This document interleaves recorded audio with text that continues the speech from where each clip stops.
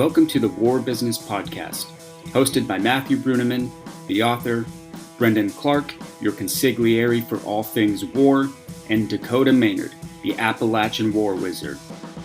War is a business. Some would even call it a racket. Every modern war and every business has a carefully crafted marketing image. The War Business Podcast breaches that veil so you can hear the real stories of the average Americans who fight our wars and drive the war industry forward. Our mission is to tell the stories of conventional warriors. Let the captains of the war industry share their endeavors and inform the listeners of current global conflicts. All three hosts served in the United States Marine Corps and hold well-informed perspectives of war and war business. This concludes your introduction. Stand by for the episode.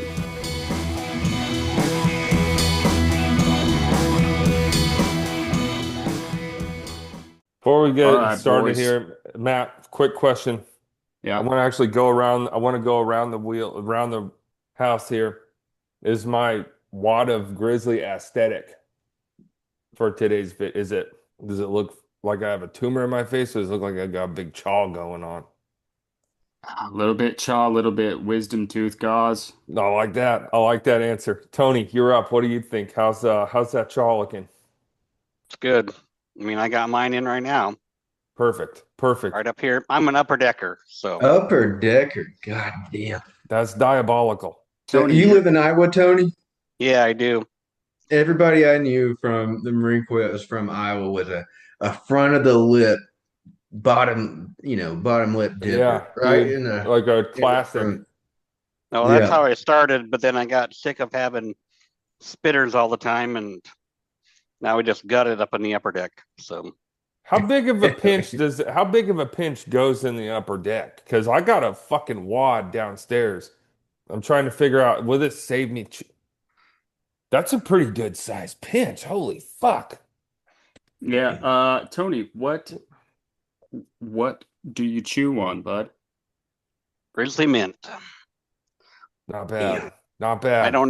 I don't need any Orajel in it though. Yeah, yes you do. You never know. Never know till you can't taste pizza. Ugh. When I listened to that on that podcast, I just laughed my ass off. That's so funny. Yeah, if you know Daiba and his just his mannerisms and whatnot, like the mannerisms of a Nordic king and the mannerisms of an autistic proto-European, bro. He's like OCD about shit. For sure. I guess this would have been after UEAS, Tony, but Clark would have to keep Daiba on a leash when Daiba would go to his house to keep his wife off of Daiba. Dude, my ex-wife trust was her around like, Daiba. Daiba's like, I don't want to bang you. My ex-wife's like, you're bringing a tear to my thigh, and I'm in the background with like a Remington 870. Like, I'll kill everybody and then myself. How about that? All right, boys, you ready to jump into the episode? I'm ready. This is ready the to episode. hear about Tony. So I do have a lisp, but I swear I'm not gay. So I'll be the You've judge been of that. permanently We'll ungay. put that in the disclaimer at the very beginning. Hey, Did you Tony, always watch the videos Tony had me send over? Yeah, no, I had.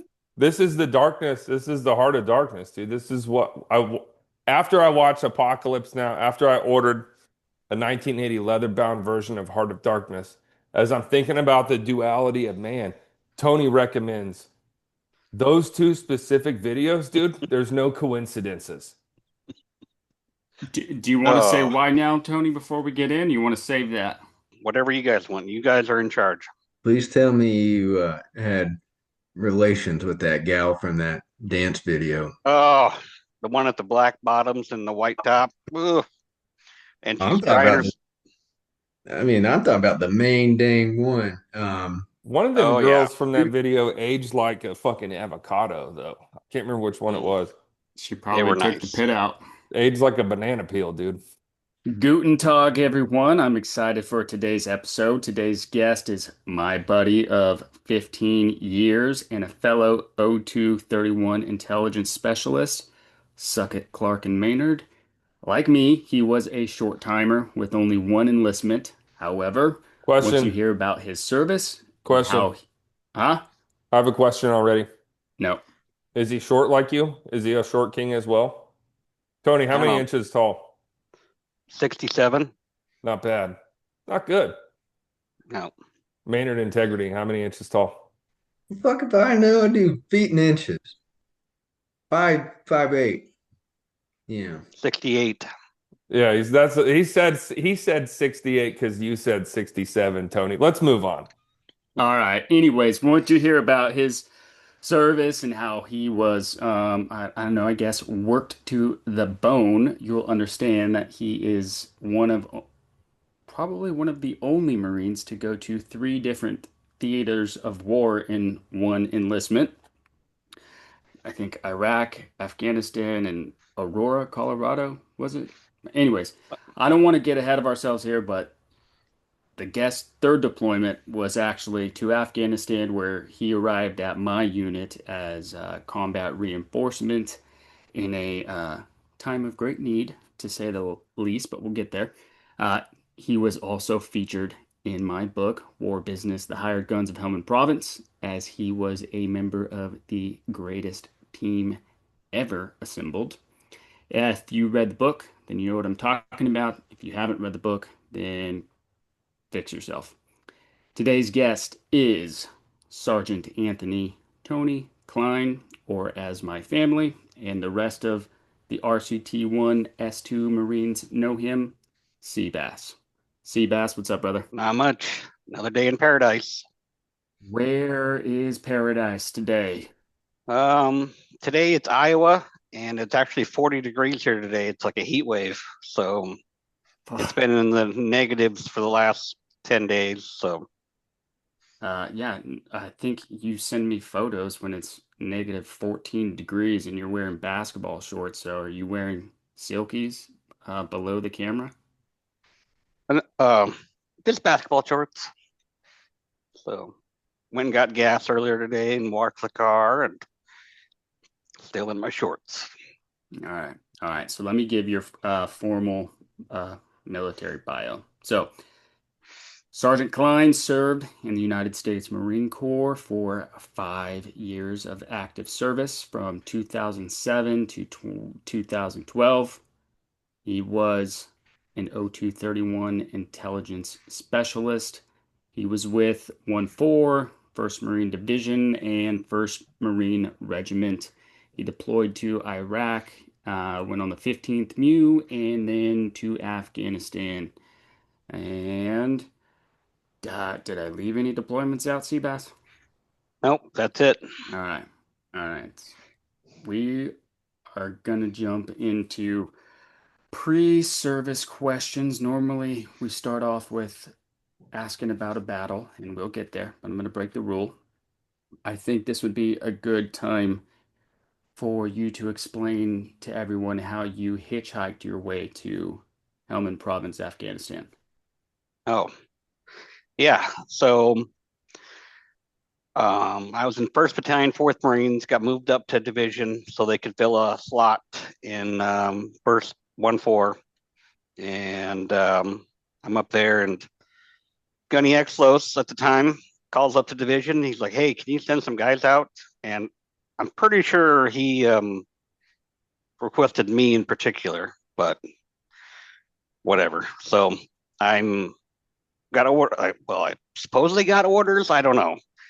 But all I was told was grab your gear, grab your shit, and get on this plane and fly out to Colorado.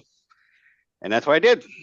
And basically flew out to Colorado Springs, got on to the Army base there, and hitchhiked basically all the way to Afghanistan with no orders, no paperwork, no nothing. Me and another Marine, Lance Corporal Dealser at the time.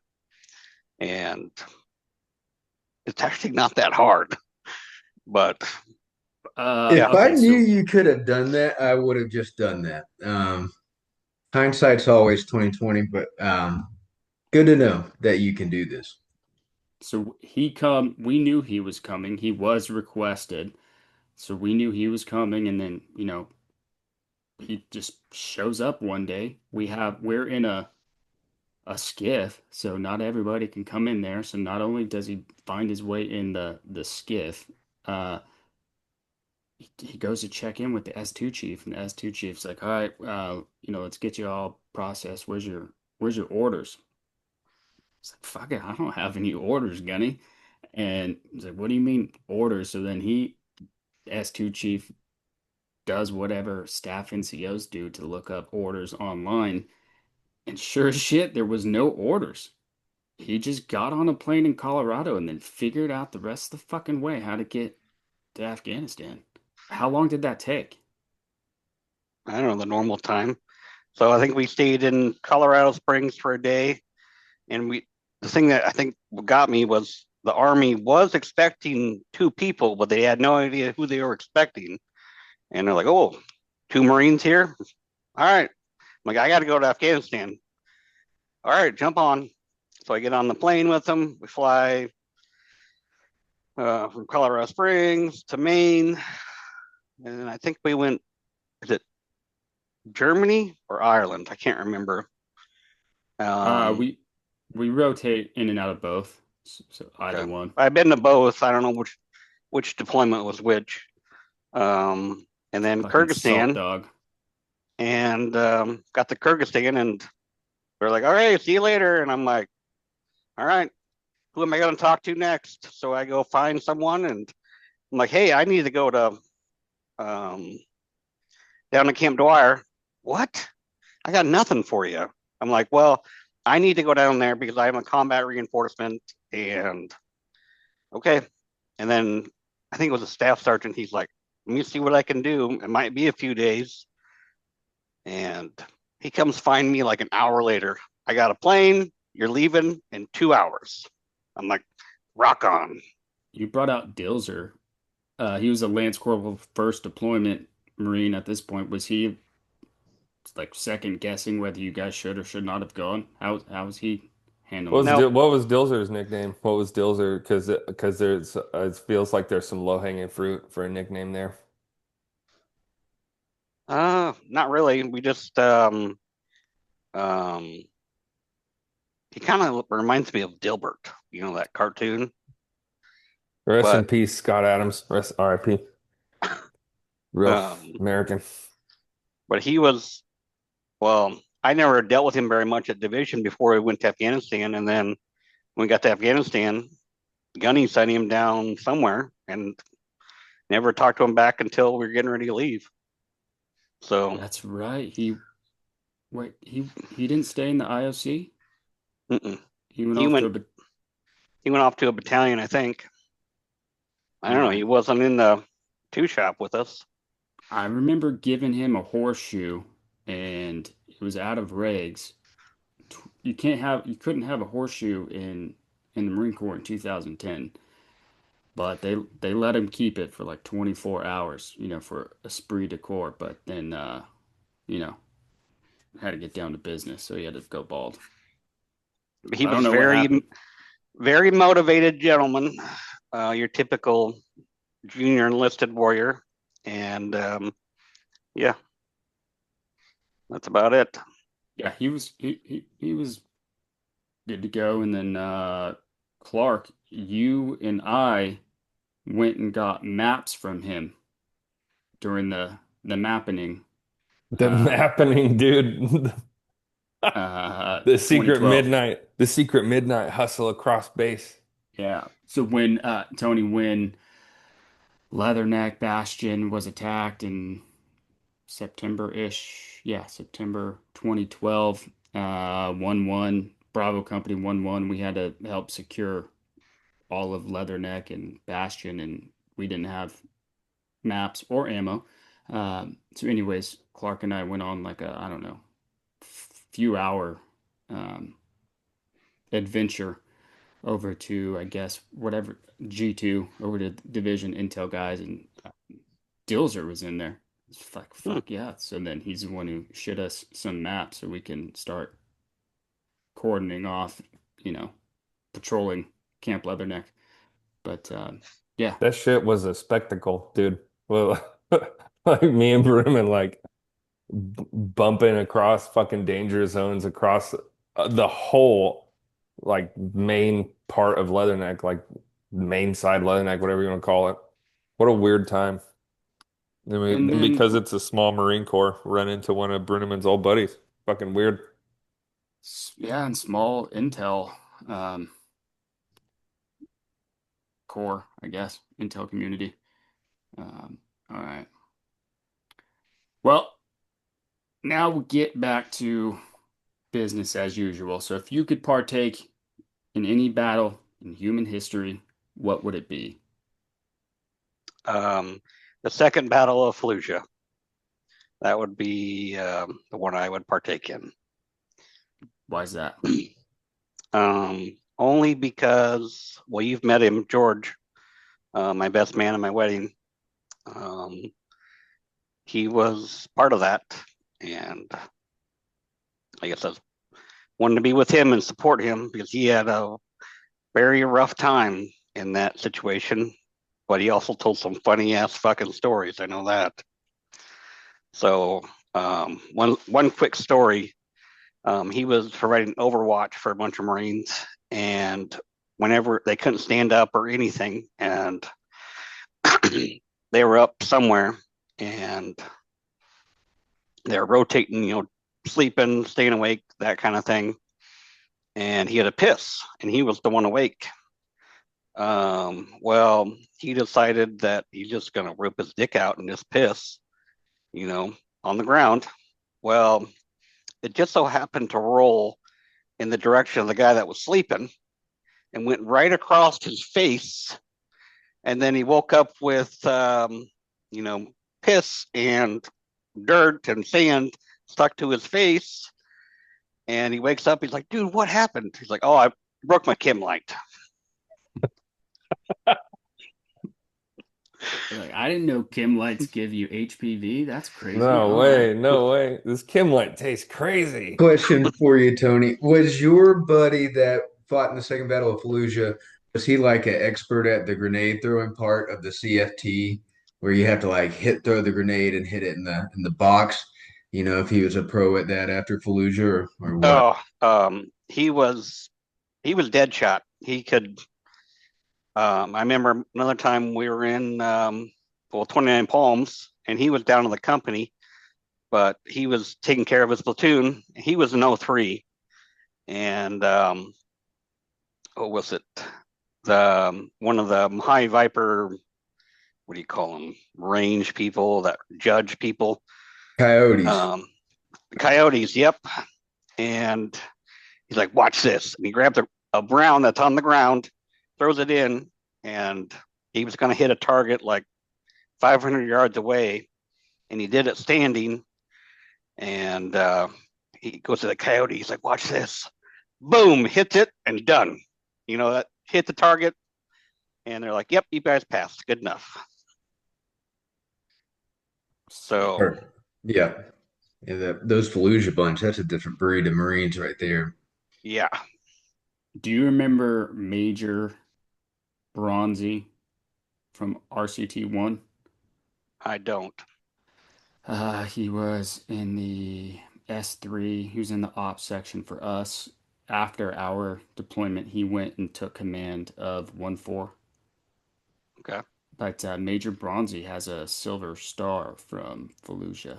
Um, his citations like he killed 250 insurgents in 2 days, in 48 hours. He and Oh, his platoon was cut off and surrounded, and they just fucking laid bodies out for 48 hours. yeah. It was just nuts. And have you guys seen that picture with First Sergeant Castle coming out of a building? Yeah. You know, that's just motivation right there. That picture, still with the handgun in his hand, and you know, some different Marines at that time. They made that into a big ass statue, man. That's where'd they put that statue? They got a fucking bronze statue of Brad Castle with his K bar in one hand and his M9 in the other. Oh, it's at the Wounded Warrior Battalion complex on Pendleton. Hmm. Just to show you how small the world it is, my neighbor is from Fallujah. And the stories that they have from the opposite end of the spectrum, I won't share, but yeah, rough times for sure. Not good for anybody. In that the whole city just had a rough time there for a few months. All right, Tony. Paradise is Iowa now, but where are you from? Iowa. Born and raised on the farm, kind of, basically. So, What kind of farm?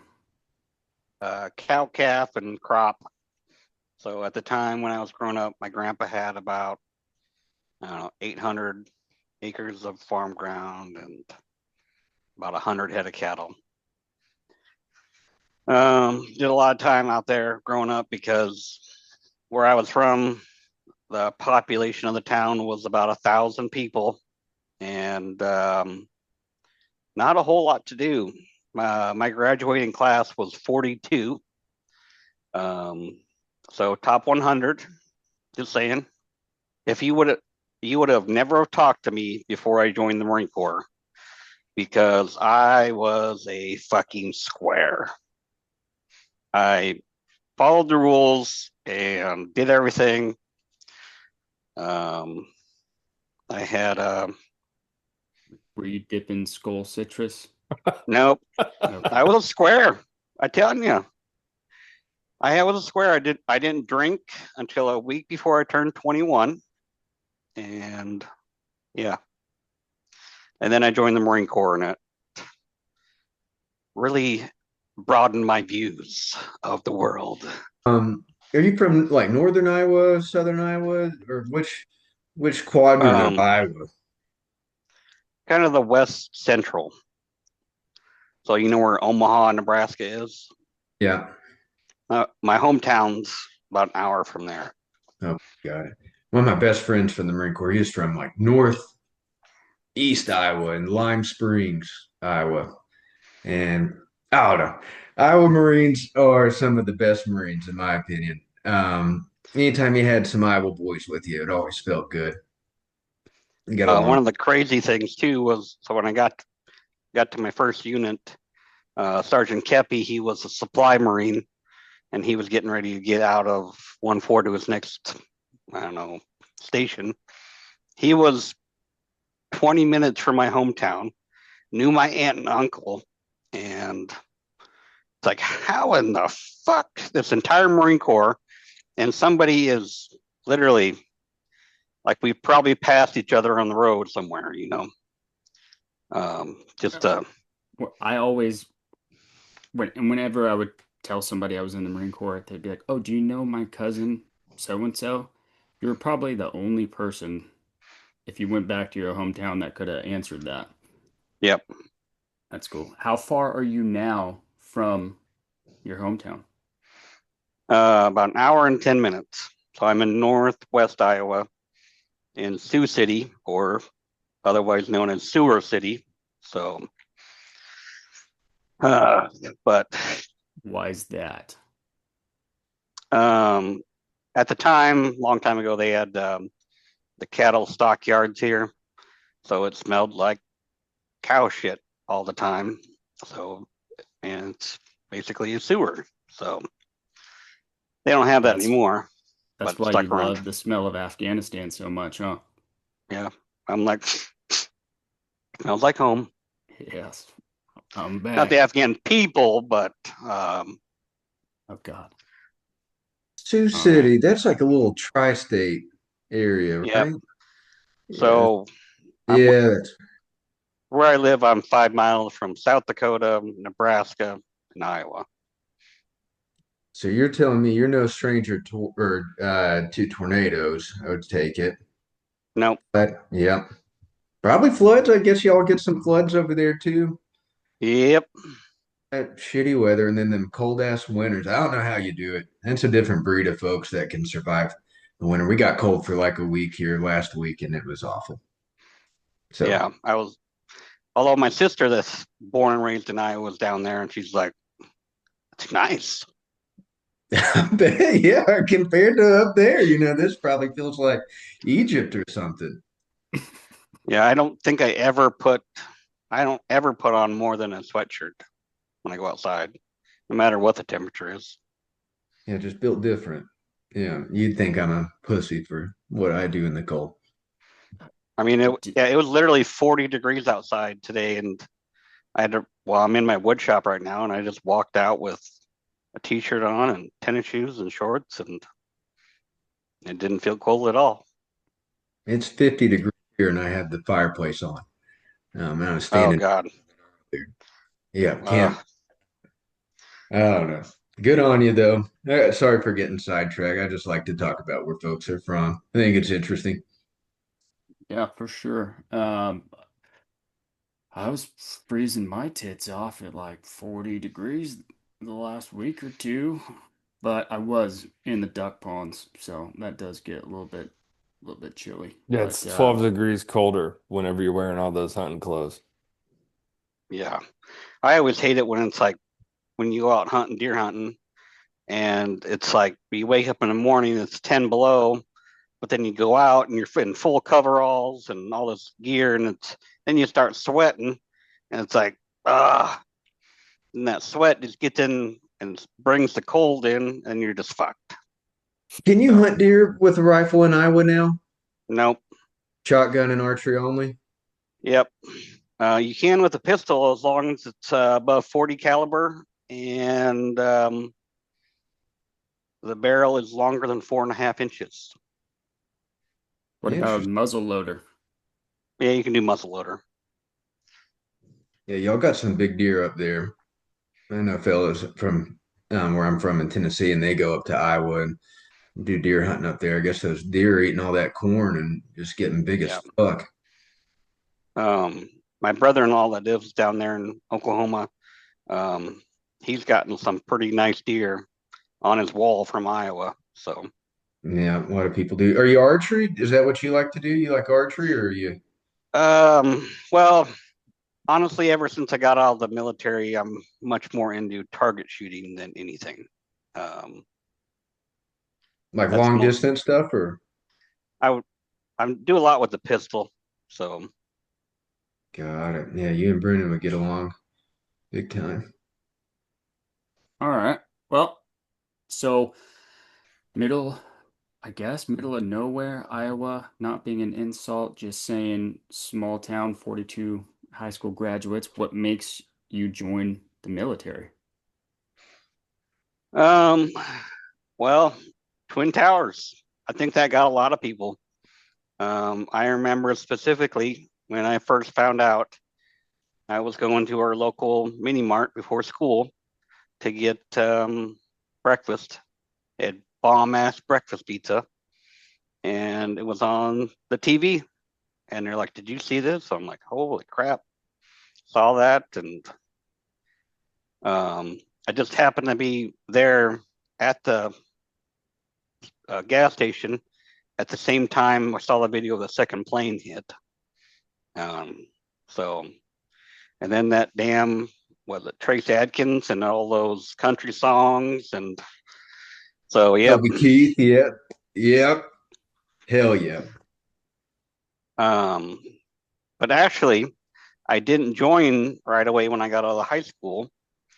We had a bad, I was on kind of the volunteer department at the time, the fire department. And um, one of, I was a senior, and it was literally like 2 months before I graduated, and we had kids in getting a car wreck, and we called it Seven Hills or whatever. Basically, that's the only thing you can do in Iowa, and these these dirt roads are like straight up and down. So it's like a roller coaster, but you're in a vehicle. Um, and they went across, and then they were waiting for their friends to come back over with them in a different vehicle. Well, it took too long, and instead of waiting, they went and they met at the top. and there's not enough room for 2 vehicles up there, and they were flying. There was, see, I was one of the first people there, and I didn't have any medical training at the time, but my dad did, and 3 helicopters came. These are all like my classmates. One kid ended up dying. He had an aortic tear, but that kind of, I'm like, at the time, I'm like, well, if I could have been a paramedic, maybe I could have saved his life, you know. But now, after I went through paramedic school, after I got out of the out of high school, I figured out you can't save everybody. And at 21, I'm like, fuck this. I hate my life. I'm not going anywhere, so I joined the Marine Corps. You said your sister was in. Was she before you or after? Before. Okay. What about dads, uncles, grandparents? Nobody. Nothing. As big as family as we are, there's not very many military members. Okay. Maybe my grandpa's brother, but that's about it. And of note, when I did finally end up telling my father that I joined the Marine Corps, he told me I couldn't make it. I showed him that fucker. Yeah. Why do you say that? Yeah. But All this right. just fueled the fire even more. Hey, yeah. Well, So why the Marine Corps? well, my sister was in the Air Force, and I didn't want to be. I don't know what's the code on vulgar language in this podcast. You say whatever you want to say. Let it rip. I didn't want to be an Air Force pussy, and I didn't want to join the Navy because I didn't want to be a seaman. So, because seaman just sounds bad. Yeah. And the Army was like, eh. And then the dress blues. I mean, that's it right there. You like that, Maynard? You like that, bud? Did your recruiter look good in the dress blues, Tony? Were they tight fitting and you're like, that's gotta be me, or what'd you think? Yep. I gotta get into them blue trousers, dog. Hey. A lot of people don't know this about Matt, but while he was deployed, he actually kept a picture of his recruiter in his Kevlar, like right up at the front, so he could remember what he was fighting for. That's right. That's right. I did not keep track of my recruiter because after I got in and got back out on my 10 days leave, he was in prison for child pornography. So Yikes. I'm like, whoa. Whoa, like average recruiter fucking circumstances, dude. Yeah. Wow. So yeah, so that was fun. It's like sidebar. They got me on that. They didn't get me for all the autistic people I put in. Yeah. So I had to lose weight in order to get to MEPS. I was 240 pounds or 240, yeah. So I had to be 199 or less to go to MEPS. I lost 40 pounds in 1 month because I only had a month to lose it. So I got to MEPS, got on the yellow footprints, and the first, I wasn't classed up yet. So the first 2 weeks, I lost another 20 pounds. And by the time it was all said and done, I lost 90 pounds in 4 months. And highly don't recommend that. Those are kidneys, dude. Holy shit. You Iowa boys are built thick, though. All the ones that I knew, you guys are thicker fellas. And Dude. Marine Corps height and weight standards was just a motherfucking Iowa boys for sure. KDB, our buddy KDB. This is a thick ass boy. This is a thick ass boy. So I went to, after I lost so much weight and muscle that I actually got sent back another 3 weeks in boot camp. I had to repeat. um, because I fucking I couldn't have strength to do a damn pull up. What phase? Um, I was only first phase. I was only Okay. 3 weeks in, and got sent back. And I was in Mike company. Then I got moved to golf company. And um, one thing I did keep under the radar was I did turn 22 in boot camp. I'm glad I did that. So I didn't tell anybody it was my birthday. So because I was You getting, didn't get a soap party? yeah, Yeah. or I or some IT training at all. Yeah. But Yeah. somehow the kill hat um, liked me. Um, and I don't know if it was because I was more mature than everybody else there or what, but we had me and him. I mean, he was, supposed to make your life a miserable hell. He did, but we also had fun doing it at the same time. So I remember specifically we all had to get waterboarded. No, water What? IT'd. You ever done that? You guys ever have to do that? Explain it What? first. We'll see. Yeah.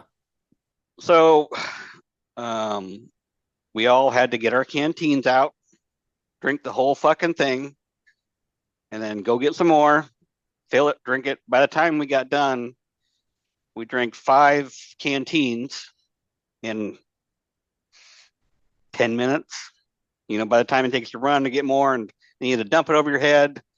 And I remember specifically, I was like this, and the kill hat was there, and I go, whoa.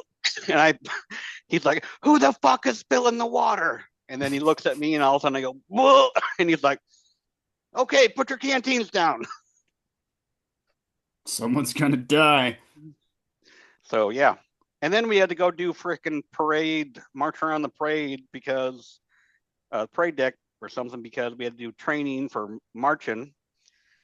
And that would last about an hour, and all of us had to fucking piss.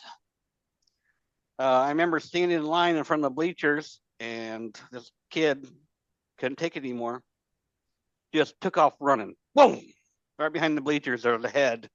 And he's like, oh, maybe I should take them back to the, squad base so they can go to the bathroom.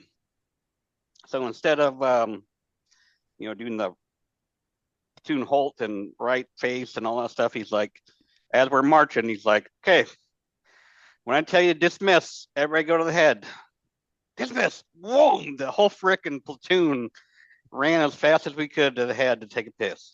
So, Everybody just in their kindergarten style too, Everybody's seven to a urinal type of deal. yep. Yeah. I tell That was one people of his favorite things to do too. Was how many people he could fit in a porta shitter at a time. We got up to 7, and we could all piss at the same time. So that was fun. yeah, It's your story reminds me of what they did to us in boot camp.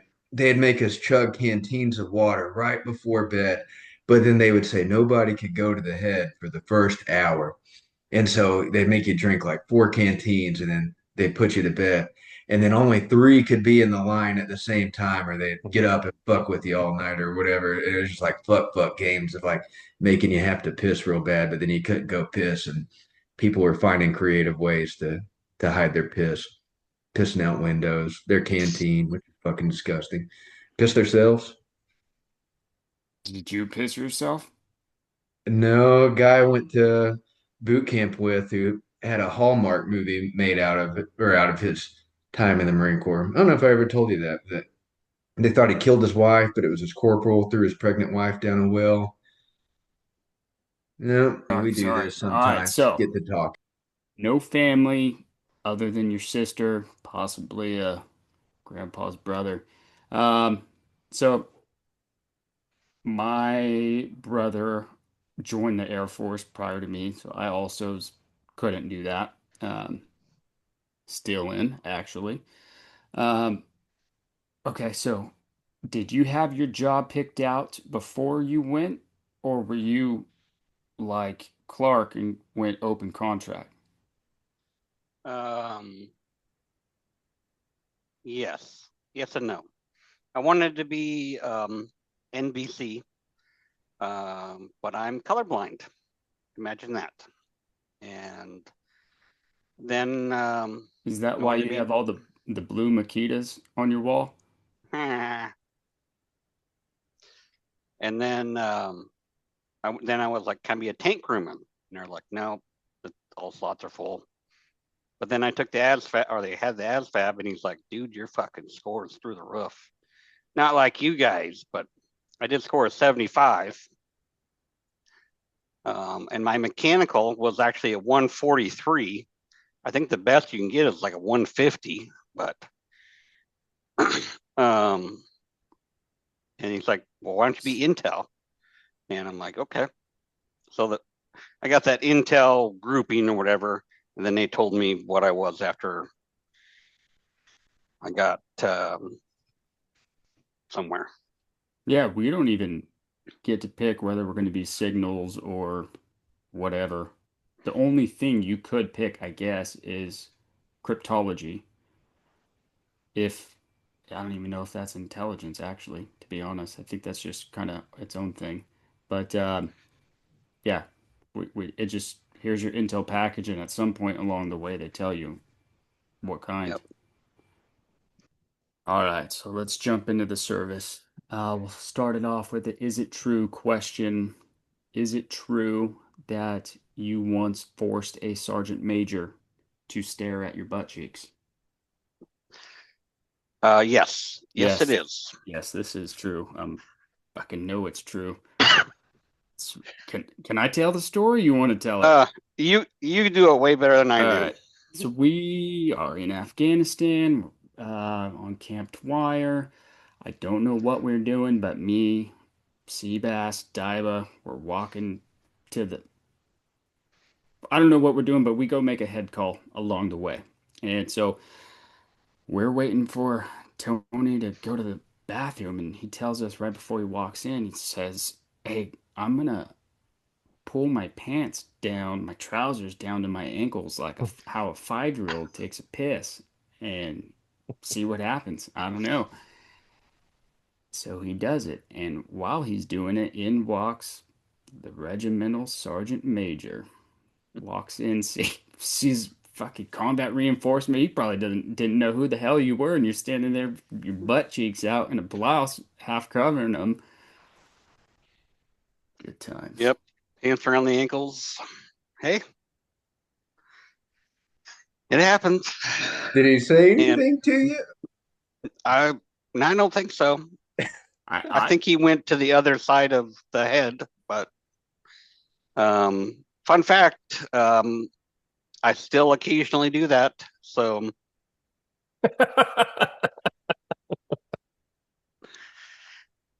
So forever together, and just be careful, I guess. you've been forewarned.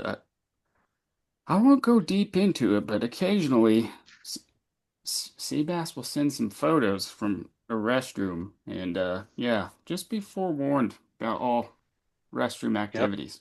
All right. So, uh, what month did you go to boot camp? April. Okay. And then about, I guess, 4 months. So you hit the fleet like February of '08, Let's see. Yeah. So somewhere. we actually got held back in Dam Neck too. Um, I was supposed to class up, and I was eating. I'm down on my slim and trim, 160 pounds, and I ate a fucking Subway. Subway was there at Dam Neck, and ate a meatball marinara. I love that sub. And I'm like, fuck, it feels so good. I'm gonna go back to the, barracks room, and I'm like, okay, everything's fine. Went away. Did it again. Ate that damn sub, and I'm like, oh, I better just stop eating that. And then all of a sudden, I wake up in the middle of the night in bad abdominal pain, and bad enough that I had to go down to the watch that was on, and they called an ambulance for me. Turns out my gallbladder was full of gallstones because I lost all that weight in that short amount of time. And so within a week, I had my gallbladder taken out at it's Norfolk, not Norfolk, it's Norfolk Naval Hospital, and got delayed another 3 weeks. So I was on convalescent leave in the barracks in November when it was, I couldn't even go to the Marine Corps ball at the time because that's when it happened.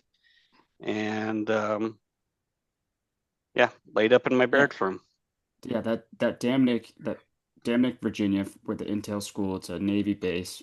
They stick Marines in, well, at that time, in barracks that was full of black mold. So I'm sure that was great for your recovery. Um, but Yep. yeah, Get your gallbladder removed, missed the Marine Corps ball somewhere. There was the staff NCO.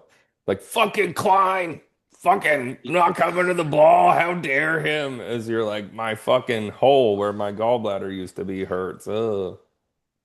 I remember I was in my barracks room and they were doing the weekly field day checks, and I'm sitting in there, and one of the staff sergeants comes in. He's like, "What the fuck are you doing in here?"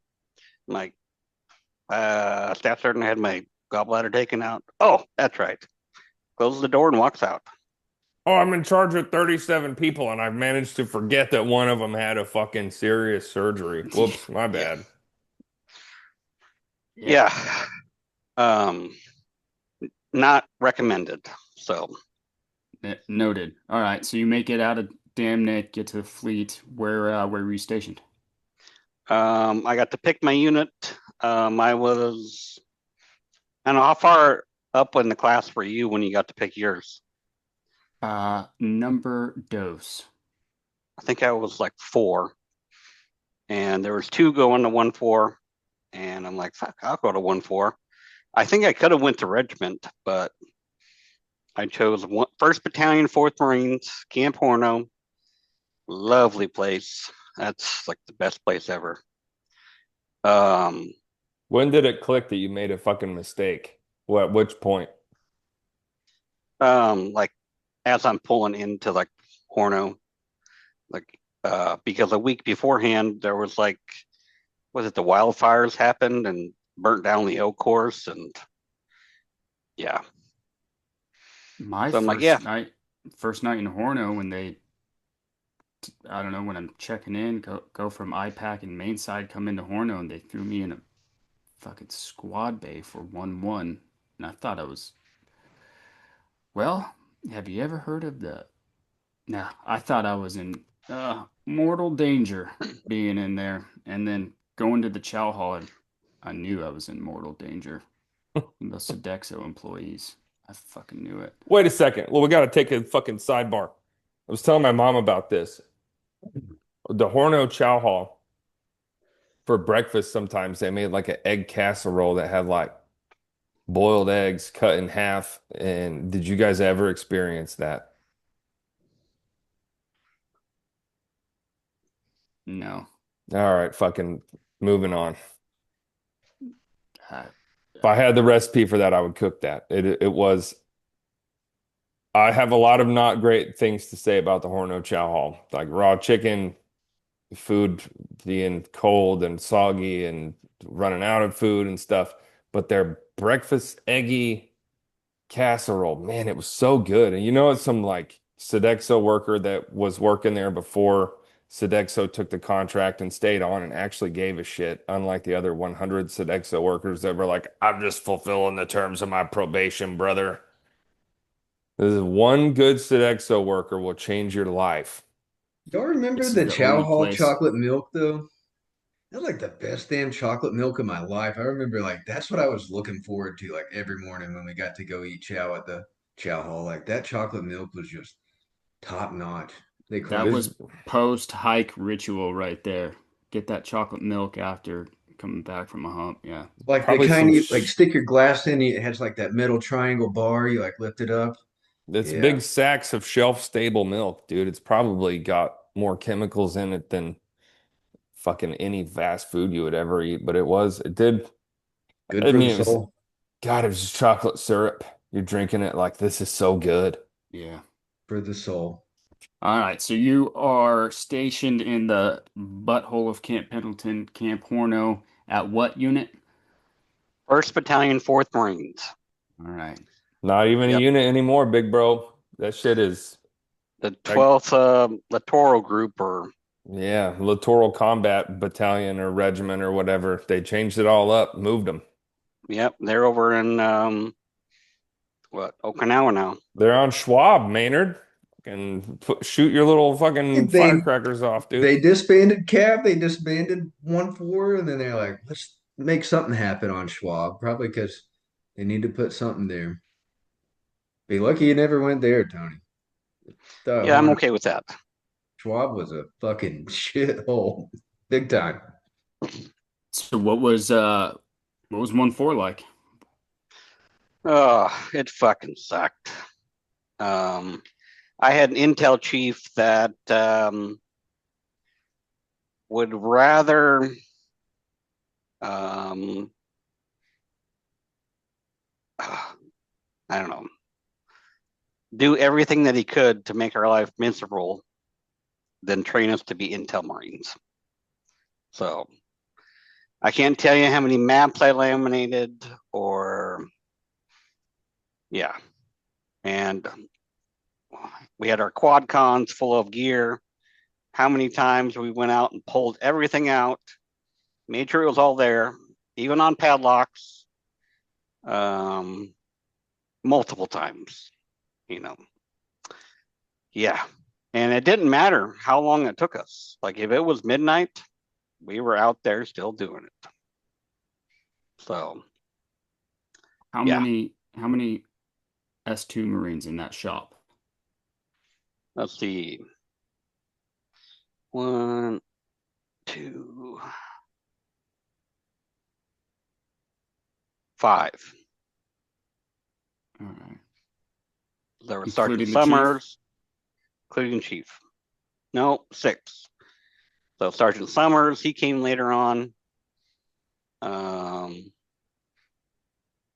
Corporal Backer. I remember him. Yep. I'll tell you a story about him on a sidebar. And me, Estrada, and Thompson. Thompson actually came with me from Dam Neck. We both were in Virginia and came out together. That guy, I don't know if you guys have had much experience with Marines jerking off a lot, but Thompson, oh my God, he would jack off all the fucking time, like 6, 7 times a day. And what is Thompson like? 5'3", 5? Yep. Yeah. I remember I don't know where we were at the time, but we had, in our barracks room, I just got internet plugged in. I got my laptop. I'm like, I got to run down here real quick. Feel free if you want to use my computer, because I got internet on it now. And I get to where I was going, or didn't even get very far. I turned around because I forgot something. And I walk in and he's fucking jerking off to my computer. And I'm like, dude. And I didn't give a fuck at that time because I'm like, wrap that shit up. I got to grab this shit. Put a sock on the door next time. Okay. So, yeah. That was was awesome. Yeah, I lived with a few constant jackers, and man, yeah, were your barracks open too, so like you could see where each other sleep. Like it wasn't individual rooms, right? Like you had to share the same room with, Yeah. yeah, two to a room or And more. to a room, and then we had to share a head with the next room over. Oh yeah, those are the Jack and Jill heads, dude. Jack and Jill heads with a compulsive jacker. Yep. What did you think of the infantry, Tony? Were because you're not infantry, and then you're in an infantry unit. Were you like just scared for your life, like trying not to get stabbed, or what were your thoughts? I don't know. I know you guys talked about in your previous podcasts about like being called Pogue and all that stuff. I didn't. I can't figure out why. I was a little bit of a fat body, but also I think also helps was the scout snipers were part of our platoon, and we did a lot with the scout snipers. And hell, they were awesome ass people. And I don't know if somehow the grunts got confused that we were scout snipers or what, but I never got the slack that everybody got. And I wasn't a dumbass either. So, and whenever somebody needs something, whether it be like a platoon sergeant, or they'd always come to me like, hey, Klein, I need you to get me a map of this on the down low. Okay, I got you. Hold on a second. Need you to give me a map of my ex-wife's house on the down low, dude. Yeah. It was mostly of training stuff, but whenever they knew that they could come to me before they'd go to our intel chief, and then, oh, you got to fill out this paperwork and this paperwork, and I'm like, just bring it to me, then I'll get your shit. And I didn't have hardly any issues. Right on. Did you ever drink beer with machine gunners? I don't think so, but I got confused as a machine gunner because I told them I was an 0231, and they're like, oh, and then further on they thought I was a 0331, and I'm like, okay, but nope. Yeah, try to avoid machine gunners at all costs. Those dudes will get you in trouble or kill you. Just a whole different breed of Marine. You got infantry Marines, and then you got machine gunners, and then Jesus Christ, there's something else. Yeah. And then, well, the staff sergeant of the platoon staff sergeant of Scout Snipers, I was talking to Matt Brenneman about this later on. I think he was actually looking out for me and our Marine, me and other two Marines that were with me, because our intel chief was such a shitbag that he would actually look out for us. I don't know if he actually was or not, but that's what, kind of looking back, I'm like, he probably did a lot for us that I don't realize. And this motherfucker,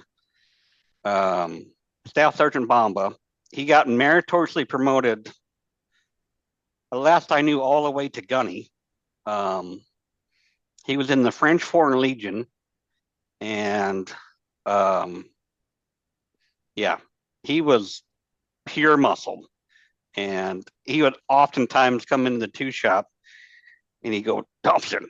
And he'd talk in that French kind of accent or whatever. He's like, I'm going to take you over top of my head and break your back. And I'm like, yep. I do it. This guy needs to stop jerking his meat at 3 o'clock in the morning. Break it. Oh, yep. Go on and break it, Frenchie. He did. Well, I'll go into this next step. So we're in Mahai Viper, getting to work up because we're going to Iraq, and this guy in a 3 shop. So we were close with the 3 shop a lot. I mean, we stayed everywhere together. 3, the 1, the 2, the 4. One guy in the 3 shop, Cascara, we were in the hooch, or in the whatever you want to call that thing, the fucking, it's like a corn Case tunnel. fan, right? I think that's what they call it. The case fan. Yeah. Cascara in the 3 shop decided that he was feeling frisky, and Thompson slept right next to him. So he jerked off and jerked off right onto Thompson. You got to go to jail for that. You have got to go to jail for that. He never found out, but Oh my God. it was awesome. So yeah. All right. Well, I guess that leads into deployment. So when did you guys deploy? I was Advon. It was '08, fall of '08. I want to say it was like September. And we were going to Fallujah, or at that time, we didn't really know where we were going to be at because they were closing down Camp Fallujah at the same time. RCT-1 was actually in Fallujah when I got there. They were in Camp Fallujah, but we got moved to Camp Bahria, which is actually Saddam Hussein's son's resort. And there's a lake in the middle of that thing, and you could go fishing in there, but I can't imagine how many dead bodies are in that thing. So, but yeah, so we're in there decommissioning Fallujah, and it was like so different compared to Afghanistan. Now that I look back, so we drove from Fallujah, or from Bahria to Fallujah, RCT-1, in a Tahoe. No flak jackets, just our weapons. Drove outside the wire, drove down the road, and went into Camp Fallujah. What? If that's not freaky, then I don't know what else is. So yeah, that was we're leaving a place, and the staff sergeant, hey, I'll go take you guys over to RCT-1. Yeah, we get in a Tahoe, and I want to say it's only maybe a mile away, but we get in and drive, and I'm the only one that's condition 1 at the time. And they're like, yeah, just as long as somebody's condition 1, and they drive over there and drive back. All right. If that's So what was your guys' mission out there then? it, well, we weren't really prepared for intel wise on what we were supposed to do. I was a COC Marine, and so I was in the COC coordinating with ISR. It was not very kinetic whatsoever. I think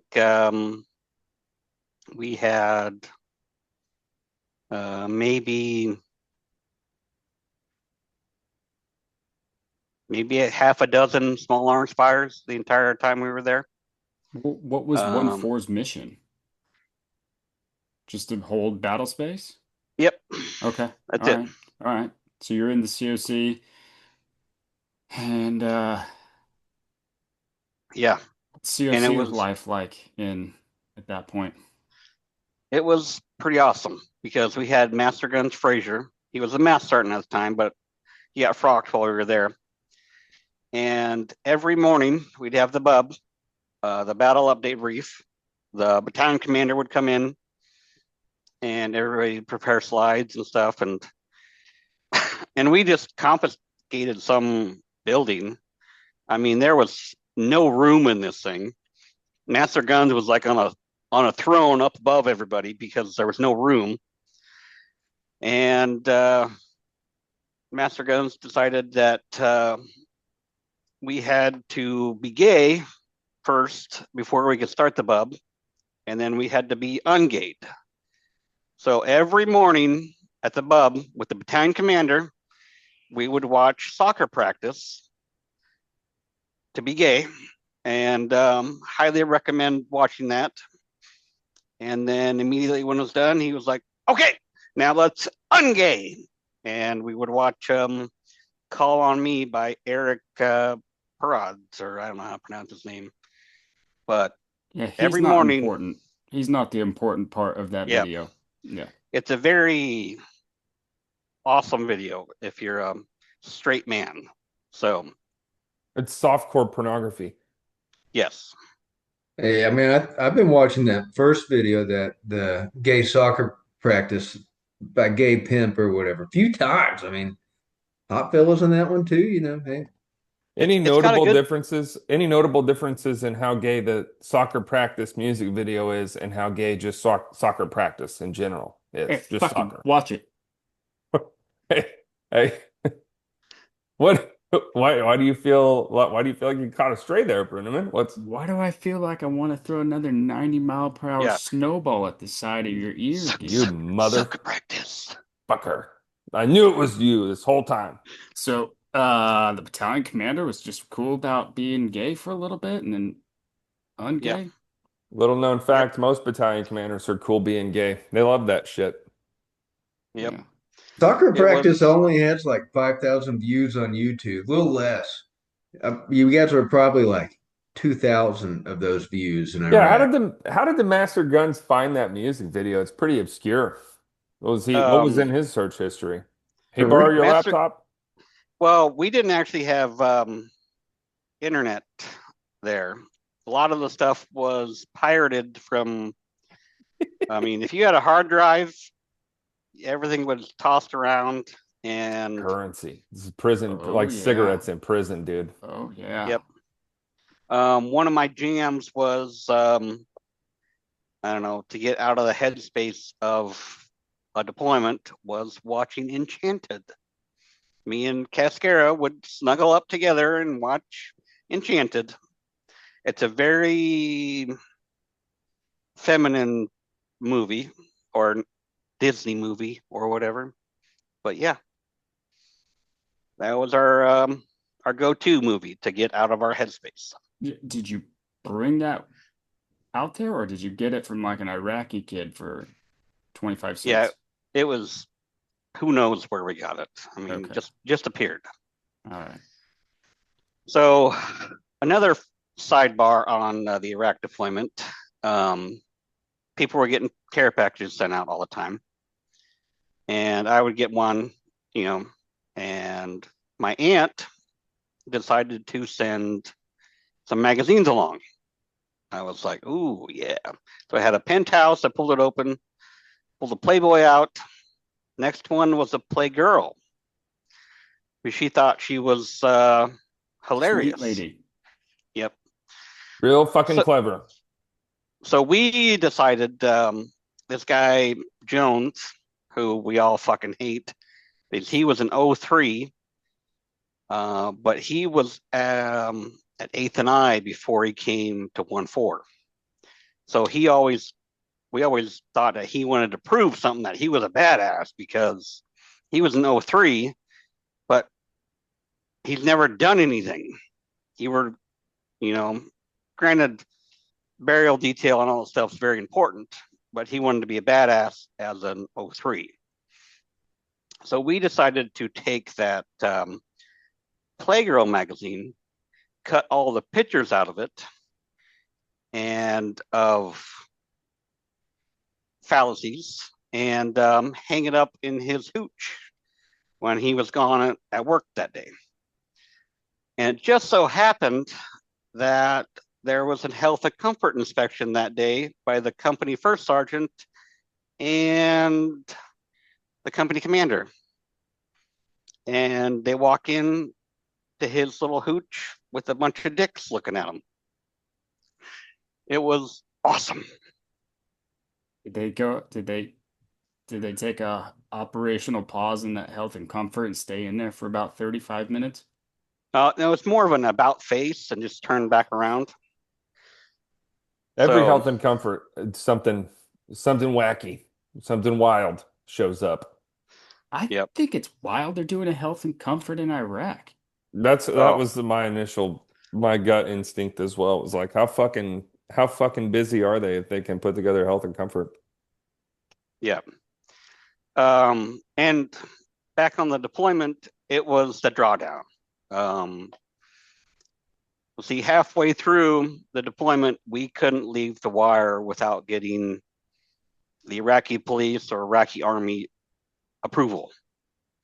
So that was awesome. Super serious, guys. We were so serious about winning these wars, man.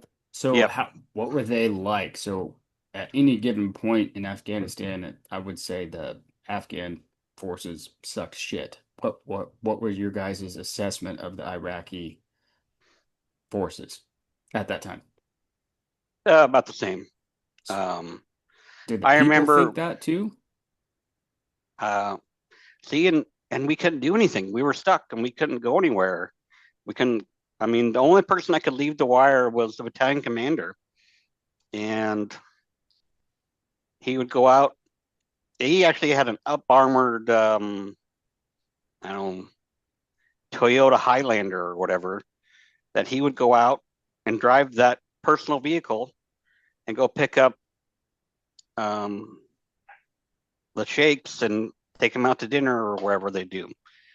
You know, that's how crazy it was over there. I mean, how non-kinetic it was. Yeah, wild because I mean, talk about Fallujah and battles 1 and 2. I mean, yeah, wild. Yep.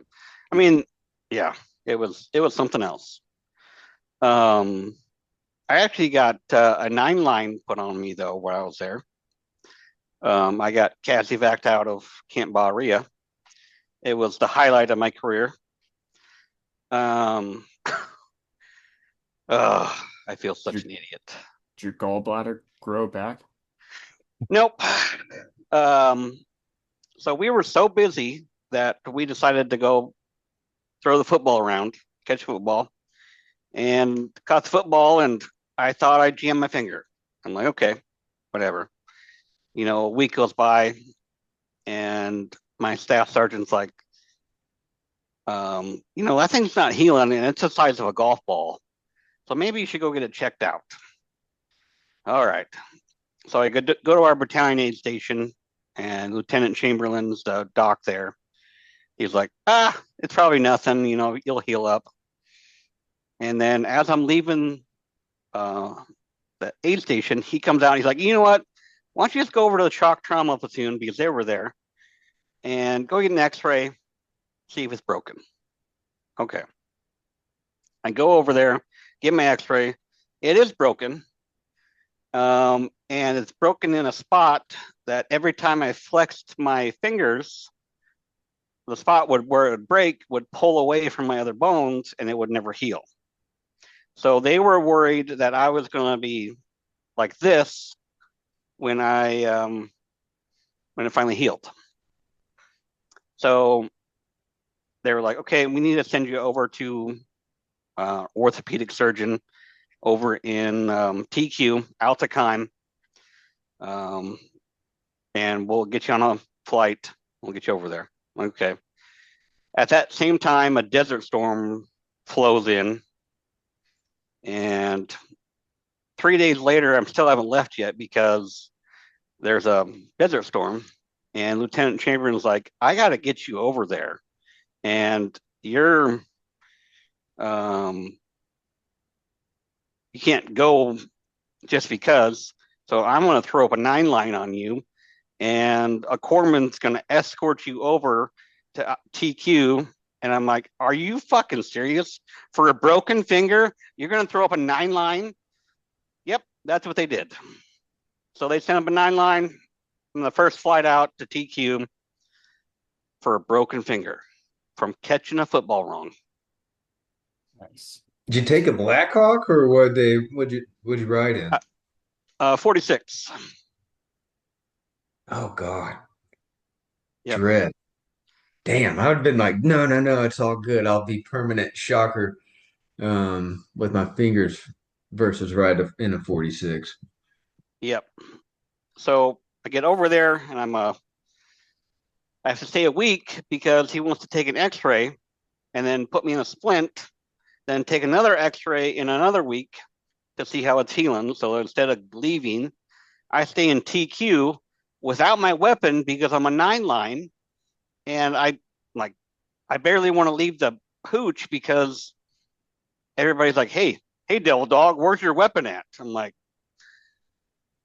I broke my finger and I'm a 9-line. How embarrassing is that? Builds character. You should have told him you sold it to an Iraqi kid.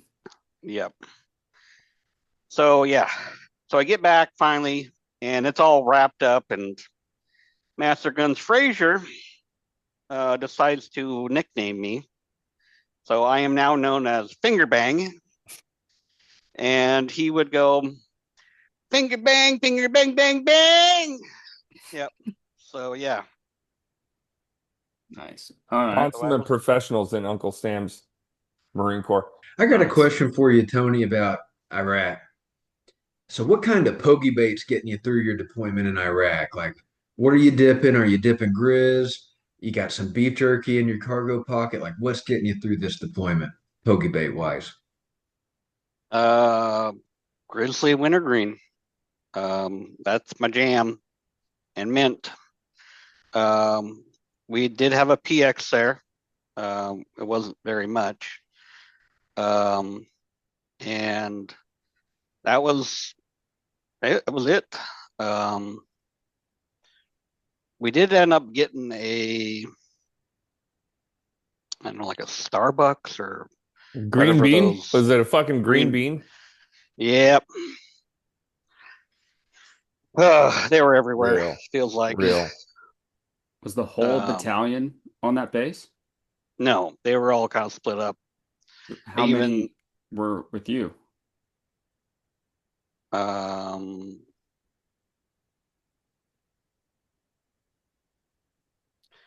think it was just H&S. Just you guys on the base, or was it like Dwyer where you had other units? There was other units there. There's Okay. artillery was there. Got it. And one thing I regret not doing, I was bored one day and I was walking around, and I was over by the Motor T area, and they had some semis over there. They looked like Peterbilts, literally like Peterbilts, but they were up armored as shit. It was like Mad Max Beyond Thunderdome here. Like, it was like I needed to have one of those at home. I mean, the grill was, I'm like, it basically took a Peterbilt semi and just up armored it. It was like awesome. Made it a real Optimus Prime. That's cool. Yeah. One thing we did, though, we did have a small engagement with some insurgents at the time, and it was Alpha Company, I think. They were on patrol, and I'm in the COC at the time, and we had ISR up, and it was nighttime, and we had they had that thermal imaging or FLIR where you can see the white hot, and we saw this Marine fall down and not move, and this is all like, we're seeing this at the time it's happening, and the three other guys stay off running, and then a grenade blows up right next to him, and we're like, oh shit, that guy's dead. That guy stood up, the Marine stood up, and I've never seen a guy run so fast in my entire life on a TV screen than catching up with his squad, with his fire team. I was like, holy shit. He was just like, whoa. And he wasn't hurt or nothing. Did he jump on the grenade? No, it blew up next to him. So he was taking somewhere. cover? Yeah. Got it. And he was fine. But when the insurgents caught the SAW, the squad automatic weapon, they zippered him up the side. So that was, they ended up bringing that guy back to Camp Bahria for biometrics, scanned him, and then we had to turn him over to the Iraqi police. And this is weird. This is my brother. Well, I don't know if you've dealt much with, I guess probably didn't, I don't know what it was like in Afghanistan, but so we brought the body out to him, and we're outside the base, and the Iraqi police come over, and they're in their Ford Rangers with guns on the top of their Ford Rangers and this and that, and they take him out of our body bag, cut all of his clothes off, and then put him in their body bag and try to give the body bag that we had back to us. And we're like, nope, just take that. It's full of blood, and it's like, no, we really don't want that. So you can just have that. Weirdest thing I've ever seen. Just like, why would you cut all his clothes off? You got me. I don't know.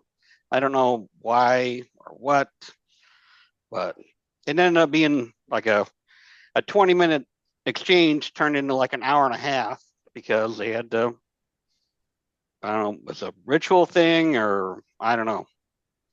But it was weird. Well, I'm speculating here, but there is a ritual for Muslim burials, certain cloths and cleanliness and things like that. But I obviously don't know if that was the case. Yeah, it was awfully. It was like, okay.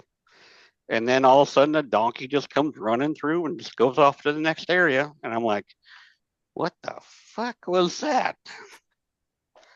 They just run all over down there. So, camels? Did you see any camels out there in Iraq? Nope, never saw one. One thing, so it was beginning the drawdown. So, they had guys on. Well, the Marines were first man on the wall, but they were manning every third one. And then finally, the SOG decided to walk into one of the towers that was not occupied and found foot tracks all over inside of it from the outside because somebody came into the base, walked in to the tower, and got back out and ran out the other way. But like we never even knew or how long he was there or anything. So, and then the Ugandans came over and did our security at that point or at some point down the road. Boy, and you didn't fuck with those guys. They were awesome if you were talking to them, but we had to show our ID to get in the chow hall. And if you didn't show your ID to get in the chow hall, you were not getting in. They were so dedicated to their job that and took it so seriously. I was shocked. I don't know if you guys dealt much with any of them or not Ugandans. I don't think they were Ugandans. Trying to think of who our chow hall guards were, dude. There was some other nation like that. You talking about Leatherneck? Yeah. They were African. I can't think of which country they were from. I know we asked them at some point. Yeah, for sure. Did wait, but then if you and their slang or whatever, it was jumbo. So if they were doing their stuff over by their hooch and we'd run around it was so it was almost like a Mojave Viper training, but we could run around the lake and all we had to have on us was a freaking reflective belt. And this is Iraq. We could run around the entire base with a reflective belt. And we'd run by the Ugandans and we'd be like, Jumbo! And they'd get up and start yelling and hollering and waving at us. Oh, it was pretty cool. Do you remember what that meant? It was a greeting of some type. But I don't know. They highly respected us, but don't go to the chow hall without your ID. Otherwise you weren't getting in. Interesting. And they would like almost to the point where they would shoot you if you didn't show your ID. So, because you look like an Iraqi that might be trying to get some chow. Yeah, I mean they were pretty strict. Break. Time for a 5-minute gear check, boys. This would be a good time for you to like, share, and subscribe. It helps the channel grow, and we would really appreciate it. Don't forget that we want to interview veterans, so reach out to us if you want to have your service documented. Let other veterans know too. You guys can use the comment section, our socials, or the podcast email. Find us and follow us on X, Instagram, Facebook, and Substack. And go buy yourself a copy of War Business, The Hired Guns of Helmand Province. You can buy that on Amazon or through the Wargate store. If reading isn't your forte, then we've got you covered with the audiobook. Thank you for listening to this episode of the War Business Podcast, and we appreciate all of your support. Let's get you back to the episode. Did you bring anything cool home from Iraq? I got some Iraqi dinar. So we had 2 interpreters assigned to us, S2 shop. It was Steve and Saad. They were actually supposed to use alternate names. Steve was an alternate name, but Saad was not. He was from America, and he didn't want to be called something else because he said, "Fuck you guys, I'm going to be called my own." They actually went to Ramadi, and he's like, "What do you want from over there?" I'm like, "I don't know. Do you want to pick something up for me?" And he picked up a Iraqi dinar like thing where he could flop open and see all their currency, and kind of explains it. I don't know if it's real currency or not, but it was kind of neat.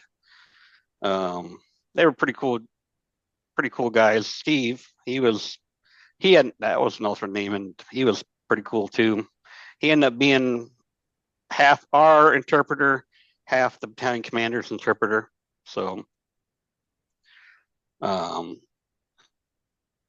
then, I was going to ask you guys, did you guys have on your deployments, have the real flak jacket with the groin protector and the neck protector and the shoulder thing to your rifle?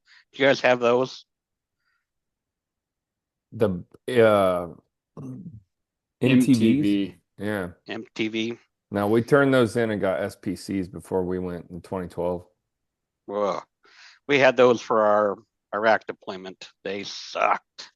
Yeah, they were ass. These are like enormous, giant flak jackets. And was it the one with the little wool thing in the neck?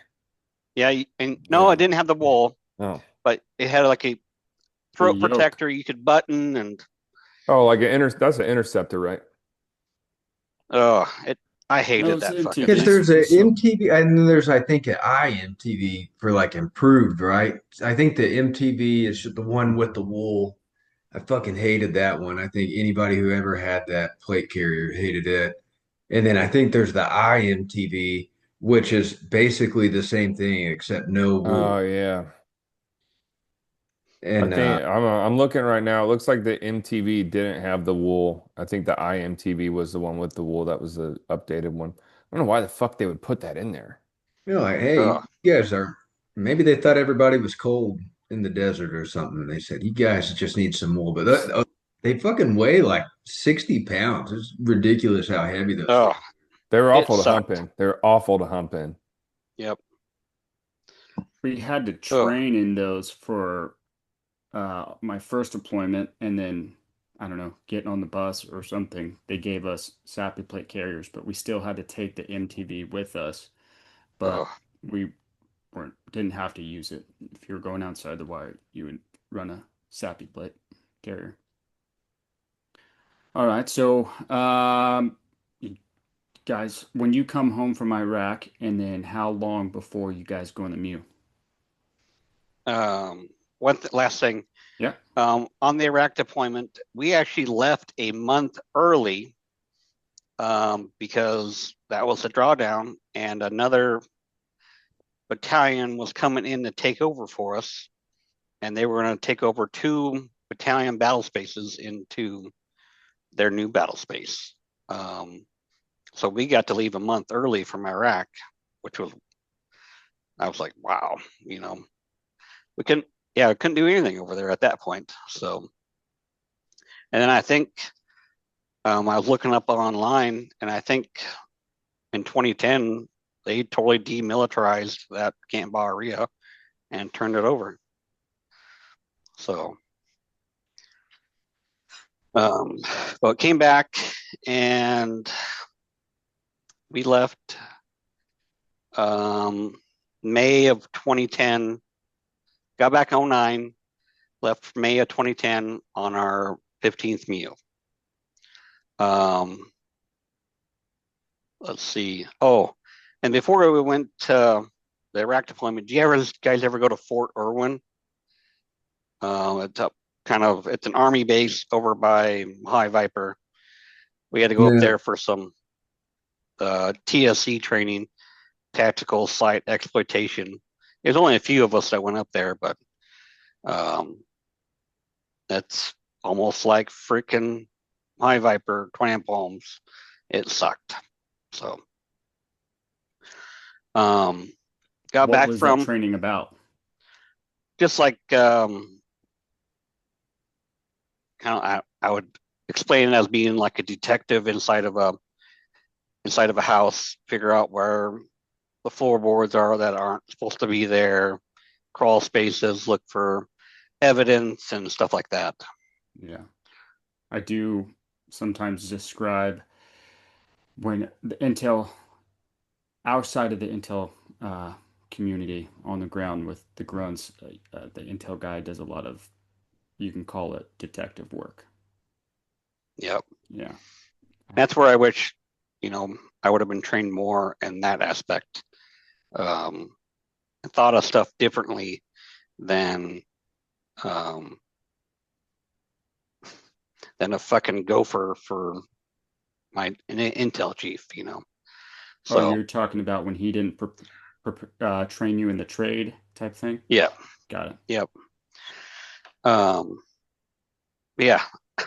And then I got the green weenie again when we got back from Iraq. We got sent to Mahai Viper again. And this is right before the MEU. Our S2, our officer, went to training in a completely different base somewhere. Our intel chief did the same training, and we didn't have an intel officer at all. So they moved a line company officer, lieutenant, as our intel chief, our intel officer, and me as the intel chief for Mahai Viper. I have never been so fucking ragged because the intel officer didn't know shit about intel, and we're trying to pass this thing, and it's all on me. Like, I got to pass this thing. I end up becoming the S2 Alpha. I don't know if you guys had it, but like you broke into different commands. So you had Alpha Command and you had Bravo Command. So like your Battalion XO would be the Bravo Command. So everybody in the next level down would become, like, if the Alpha Command all died, you would be the second, I don't know, people in charge, Bravo Command. Yeah. Does that make sense? Yeah. Next line up. So I had to split off from the Alpha stuff and go do all the Bravo stuff and be the intel officer for the Bravo Command, and all by myself. And I'm a goddamn corporal talking to lieutenant colonels and majors and captains and sergeant majors, and it's like, this is fucking ridiculous. And I'm nervous as shit, so I'm shaking like a motherfucker trying to brief these people. But I actually got the guy, the Coyote, had no counterpoints to anything I did. I passed with flying colors, and he had no critiques for me. So that was pretty awesome. Nice. That's shocking because those motherfuckers pick you apart like nothing else. At least they did that to me when I went to 29 Palms. Everything Yeah. I fucking did. They're like, "Are you sure?" I'm like, "Yeah, I'm sure." And then, they'd be like, "But what if a Russian BMP does this?" I'm like, "Fuck." They would throw some wild shit. Like, I could never win with the Coyotes from the engineer side at 29 Palms. But yeah, I think Yeah, so. You had to I do the think 29, or go ahead. Sorry. their goal was to like write at least 3 things bad that you did, and tell you what you need to do better. But he didn't have a damn thing, and I was like, holy shit! Good So on. I was pretty stoked about that. For my second deployment, the Coyotes wanted to fire our intel chief, battalion intel chief. But you know who that is, Seabass, so we'll just leave it at that. But all right, so that when you were the intel chief, was that before Iraq or before the MEU? Before the Mew. Okay, all right. One thing that was pretty cool too was um, we had GSP, the ground center platoon. They attached to us because we were going on MU, and the staff NCO, what was it? Took me aside. I don't even remember his name, but I remember him taking care of me. Like, Klein, you're fucking run ragged. Come on, let's go. So we went up and like set up some sensors somewhere, and he's like, "Here, look at this," just to get me out of the shithole. And so I don't know. I feel like more people looked out for me than I realized, I guess, um, in my career. So that was pretty fun. Um, and yeah, so So where do you guys go for the MEU? um, so we flew out or not sailed out of let's see, what is it? San Diego. First stop is Guam. Um, that's a impressive place. Um, I got to go to Guam. We loved it. We raised so much hell. It was, yep. yeah. Imagine being on an infantry unit, and going to Guam. So Yeah. And we went on the MEU too, 31st MEU to Guam. But like my Lubo group was just other engineers. So we didn't roll around with the infantry guys. We weren't trying to, I mean, we raised hell, but like the infantry, it's like, let's go kill somebody and like see if we can get away with it type of shit. So we try to, distance ourselves from those guys. But beautiful place though. I tell everybody, like if you had to pick either Hawaii or Guam, like I take Guam, 10-1 over Hawaii. It was cheaper and the people were nicer and just a nice little spot. so um, but the next stop after that was Darwin, Australia. So that was pretty fun. Um, and all we did was fucking drink nonstop there. I know you guys had to do training, but we just drank nonstop. It was fucking awesome. I had an There awful was time. Foster's? Were you drinking Foster's? Kilkenny's. I don't even Okay. think that I don't even think they would sell you a Foster's in Australia. They would sell Why? like they had because it's like some I think that's like some Southern Australia shit. They had Carlton Draft was big, Carlton Draft, and then 4X Gold. And there was a lot of places that had Guinness on tap. You get slammered off Guinness, but also a lot of fucking absinthe, dude. We drank so much absinthe in Uh, Darwin. I never did partake in that, but Good God. I liked my Guinness too. That was good stuff. You Hangover the can next day though on that. Oof. Well, the absinthe they would sell you instead of a vodka Red Bull, it was energy drink called Mother. And you get like a green apple Mother and absinthe or like a original Mother and absinthe. And the fucking hangover the next day was like you need to Oh, be hospitalized off of that. yep. Be so fucking hungover that it's like I'm not making it to formation. I'm gonna throw up if I have to walk down the stairs and then back up them to go to formation. I don't think I can make it. It reminds Well, me of the scene from the we were all Pacific. on ship, so we had Cinderella Libo. Oh yeah. So we all get back on ship, and everybody was accounted for, so they never had to do formations or anything. We What like a ship lot of on times the we weren't even allowed off base, and we still had stupid ass formations first thing at like 6 a.m. what ship on the Mew are you on, Tony? Are you on the Uh, helo carrier or are you on one of the other ones? the USS Peleliu. So it had 6 Harriers on it. Yeah. Because they could vertically land, and some 46s and a couple 53s. Yeah, it was kind of like our Mew loadout too. What job did they give you on ship? Did you have to do a job? Nope. I was an intel guy. Oh, you lucky bastard.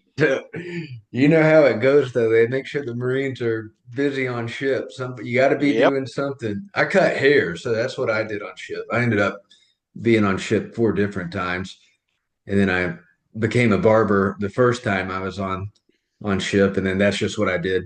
Which that was my job. I liked it because I could just hang out at the barber shop and dip grizz and be left alone for the most part.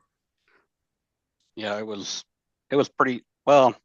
All we did was go up and surf the internet, and in our S2 that we had, and our job, well, my intel chief would tell us to go look for world events that were happening and see if anything was going to happen. So, Did you have to do any resupplies at sea? yep, a vert rep, and then there's a vertical resupplies, and then what's the other one? Like Uh, where they do the ship and ship? and the tow line. Yep. Yeah. Then did you have to work the lines where they put the rollers down and then you like have to shuffle all the gear down to like the chow hall or because like we did that and then like a thing of strawberries, like a pack of strawberries would come through and be like, that's for me. And then you like keep it going or whatever. Like all the Marines were getting that 5 finger discount. I only had to do it once the entire time. It was pretty awesome. Now, being on a ship, are you a polywog or are you a shellback? I'm a shellback. So are you. I mean, we got a Yep. bunch of wogs with us here. They never Yep. did it. The Navy give it to you good or what? I fucking hated it. It was a straight up haze fest. Oh, I know. And Did my they tell intel you chief was before? what? Did they tell you before like it was going to happen, or did nobody know and then they wake you up? No, we knew, and people that didn't want to participate had to wear your regular um, green undershirt, and everybody that wanted to participate wore a white one. Oh, okay. And then Interesting. Okay. you'd have to write, wogs on it or polywog or yeah. So my intel chief was a shellback, and I straight up got waterboarded like for 30 minutes. Um, I had to lay on my back while he had a garden hose over top my head and sing "Row, row, row your boat." It was Maynard, would you fucking say stupid. Maynard, would you say the Navy gave it to you good? They gave it to us good. We didn't get an option to participate, but when I got my shell back, we were just one ship. It was a thing called Karat. We called it LF Karat. Now it's just called Karat, but it was one ship. Um, and then they hazed the fuck out of us, but we didn't know. And then so like 3 in the morning, just randomly one night, our corporal was a shellback, and he was like the most senior engineer in this thing. And then he comes in there like banging the metal trash can lids. And first thing we had to do was like turn our camis inside out. So we had to wear our camis inside out, and then we like go down to the well deck and they've got the fire control stuff going. So you're just getting blasted with seawater. They had breakfast and it was like just eggs. And they put green food coloring in it. And then we had to grab the eggs out. Like that was the only breakfast of the day. And so you eat it and then they inspect you. They're like, time to be inspected, Wog. And they're like, you're unfit. And then that's when they haze the fuck out of you for like the next 6 hours. Yeah. We had bacon though. It was basically a piece of shoe leather by the time they got done cooking it. But yeah, And Was the then captain of the ship Neptune, King Neptune? he was not. The fattest Navy guy was Captain Neptune. Okay, And okay, got it. and I don't know if your was, but they rubbed peanut butter all over his stomach, and you had to, he had to be blessed by the Captain Neptune, and then rub your face all over the Captain Neptune's belly, and then dunk yourself in the water that's all piss yellow, and yeah. And then you're clean and you're a shellback. No, the captain of the ship was King Neptune. Did they give you anything for it? Did you get Yeah. like I got a certificate, which is getting put up here in the next few days. So finally, yeah, I got one too. I won't go grab it, but I'm proud of that thing. It's like the nicest certificate I ever got yeah, from the it's military, like pretty the Navy. colorful, and Yeah, yeah, that's cool. That's a fun tradition to participate in. Um, yeah. I'm glad you had fun. No, I mean, in hindsight, no, like like when we did it too, yeah, it fucking sucked. It was like the whole day just getting this shit hazed out. And then they didn't spray us with water hoses, but they made us drag a gurney, like with the Rescue Randy doll, like Ah, man overboard.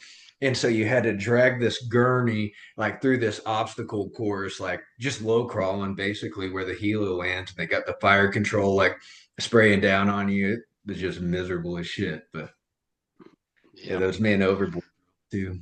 We had a Rescue Wow. Randy dog get ate by a shark one time on the Oh, Mew. nice.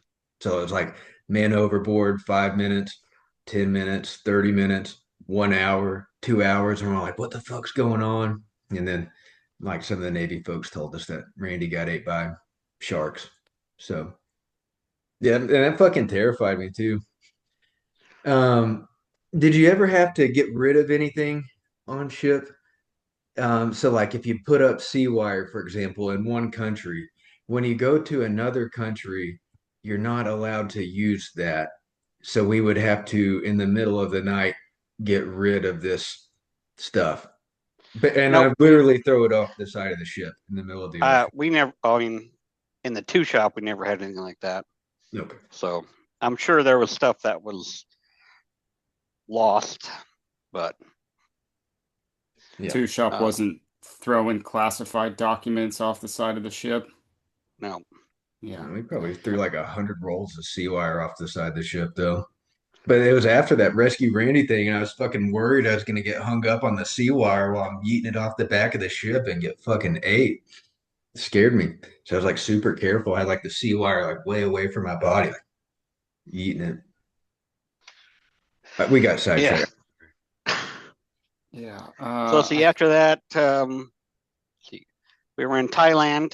Did you ever go to Thailand? Apparently 3 times. I only remember twice, but I was talking to my buddy about it, and we went 3 times to Thailand. Where'd you go to there? Uh, Cobra Gold, all in the same spot, like close to the Cambodian border. I think I mean, like it's a weird shaped country, but like southeastern Thailand, close to Cambodia. I can't remember. We went to Phuket. Yeah, sounds right. We were Was supposed to go there to We were supposed to go to Bangkok, but there was a big political protest, and the terrorist organization up there was a little hot, so they changed us to Phuket. they wouldn't let us, they said, don't go to Bangkok. If you go to Bangkok, we're gonna NJP you. So me and my Libo group, we went to Bangkok. And that place is so much fun. It's lawless. A monkey stole my buddy's beer. Just madness. We were so drunk. We paid a taxi driver 20 American dollars, and he was our interpreter, our taxi driver. He was there with us the whole day. He was so shit faced too because we were getting him drunk. It was just a blast. Bangkok, 10 out of 10. Do recommend to a friend. Did you ever, well, in Phuket, do you ever go down Katoy Alley? Is that where the monkey knife fights are? That's where the Shamalis are. Oh, is that where you pick them out with a laser pointer type of stuff? That's where all the women down that aisle have big old dicks instead of Oh shit! vaginas. No. That's Um, Katoy but Alley. Stay away from that okay, one. yep. Oh Otherwise, god. there was anybody need a massage. There was lots of massage parlors there. Do you have any black buddies that were rolling around with you on your lipo group? Nope. Okay, we had some black fellows, and those Thai Asian ladies loved them. They'd be like Tiger Woods, and they'd be getting all excited about my black buds, and that shit would crack me up. No, but we had a hopeless romantic guy in my platoon, and like a woman could just like look at him, and he'd fall in love. And so we would always be on the lookout for some serious knuckle hair on them Thai gals. Yep. And he look for the Adam's apple and Yes. look for the hands. Yeah. Some of them are pretty good. You really can't tell. I mean, It's like, we just wanted to drink, but my buddy, he wasn't my buddy. This Marine, he just wanted to fall in love. And so we watched him for like 2 hours, like do his absolute best to get with this lady boy. And we all knew it. He didn't know, he just thought, he was just in love with anybody that'd give him attention. And so at the end of the yep. night, we had to break the news to him, like, it's a dude. And we gave him shit about it forever. Sure, he's glad to be out of the Marine Corps now, so he can't get shit about it. Yep. Great Yeah, so time. and we went to East Timor, over by Indonesia. Did you ever go there? No, I went to Indonesia though, but not East Timor. So East Timor. The only reason we went there, we actually got combat pay for going there for the whole month. Was to stimulate their economy. So in our liberal, like normally it was just 2 people had to go out in a group for us, but in East Timor we had to go with 4 deep. You couldn't go anywhere without 4 people on East Timor. It reminds me of like Mexico, just a shithole. And was it a Muslim country? no. Okay, because Indonesia was, and we had to find some workarounds to get alcohol. Okay, Oh, but I got hammered there. So yeah, you like stimulate the economy. Hell yeah. that's literally only just to buy shit. That was the only thing. And yeah. So after that, we went to Dubai. That was interesting.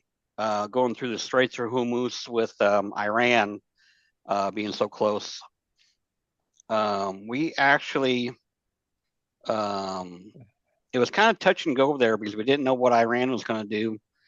I just went to fuck to sleep. So I went to the horizontal time accelerator and went to sleep and woke up the next morning and we're in Dubai and we're getting ready to get off the ship. And turns out we were escorted through the Straits of Hormuz by a submarine. So that was kind of crazy. That's always a myth too. Like on the Mew, when we were on the Mew, they're like, there's always a submarine escorting the Mew. And so we're like always on this lookout for this. I don't think it was true most of the time, but we were on the lookout because we were in the South China Sea a lot. And so like the Chinese ships would kind of harass like the Mew a little bit. I don't know if you ever experienced that in that region of the world. Okay. And a Russian ship one time too. They like to take pictures or whatever, fuck around. Apparently, it's a piston match of aiming missiles at each other or whatever. One thing I thought was odd was we were told. So I don't know where you were at, but did you have cameras up on the flight deck at all that you could see from your workspace or anything? No, because we were engineers, so we were basically like simpletons. So we could actually turn on the TV and there's cameras all over the ship and we could watch the flight deck.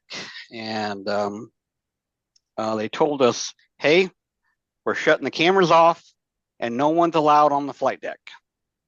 And we're like, what the fuck is going on? And they were not letting anybody close to it. Well, it turns out another nation came and landed on our aircraft. We don't know who it was or whatever. They landed, and I don't know if it was I don't know what it was, but somebody landed and then took off. So Yeah, the weird shit happens on the Mew. Like we were on the 31st Mew, and then they were giving us like live rounds and everything. And apparently Obama had went and visited Cambodia. So I guess we were there if like shit really went south that we were gonna go rescue Obama from Cambodia. And then like the 2 days heading there, or whatever, like they they made the ship go dark. They probably did that when you went through the Strait of Hormuz. Like the ship goes dark and it's just red yep, light and you can't open like the hatch like before you go out on like the flight deck or whatever, like has to be like super strict about light everything. yep. And so Light they discipline. yeah. But the Uh, stars though, I was like being on ship and then going outside or being in the smoke pit and you look up and you're like, holy shit, this is $1 million view. yeah. It was freaking. I mean, and then we were stuck on ship for like almost 70 days. So we actually had Steel Beach, they called it. Do you ever have a Steel Beach? Everybody was allowed two alcoholic drinks. Yes. And if you were friends with someone, you could just drink theirs for them. So, Yep, we would do some criminal shit. It's like, dude, I'll take your next like 5 Firewatches for your 2 beers. Like you're trying to barter anything you have to get like extra beers and drink. And yeah, we did still beach. They like grill out the hamburgers and hot dogs on ship and stuff. They do that for y'all too. yep. Yeah. Did they do a swim call or a swim call for you guys? That's one thing I wish we did. We're all planning to do it. Get the next day we're going to do the, jump in the middle of the fucking ocean, and jellyfish galore everywhere. They canceled it. And Did you see any of those flying fish? no, not really. Okay, we did a lot. I thought it was a myth. I didn't think that those were real. And then like we'd be on ship and the flying fish would be flying. But But yeah, that was one thing I wish. I mean, they even tried to do it the next day, and nope, no, all the fucking jellyfish were everywhere, and they so did that one sucked. for us. I declined. I was like, fuck no. When that rescued Randy dog got ate by those sharks, I was like, I'm good. I'm not jumping into the fucking ocean. Oh, Hard. I So was I was gonna do it. I was so excited. I mean, I'm a swim qual one. Just saying, you know. Okay. Rare yeah. flex. All right. Yeah, and then see, at some point we were over by Somalia there for a while. Come to find out, does anybody know much about the country of Somalia? You're How talking it's about split up into like Minnesota? three different countries, kind of. You got Somaliland. Um, Somaliland, Somalia, and Puntland. okay, not familiar with the last one. Kind of, it's a Yep. shithole. Everybody, yeah. Yeah. So there was actually a diplomatic mission to Somaliland or Puntland. I can't remember, but we were actually tasked with being the third QRF with for that diplomat. So we sat off the coast of Somalia and Djibouti, and for QRF for that diplomat or whatever. But if it would have came to that, it would have been bad because we were going to light everybody up. So Did they give you like live rounds and just make you sit around and wait? that was more weapons company. Weapons company was with us. So Yeah. That's what the Obama thing was. Like everybody just had live rounds and then we sat and waited in the live deck or in the well deck. And then we yeah, got to do the functions test though, which I thought was cool because you shoot off a live round in the water, like they open up one of those side hatches, and then we just shot one round off into the water, which was kind of cool. But yeah. yeah, interesting.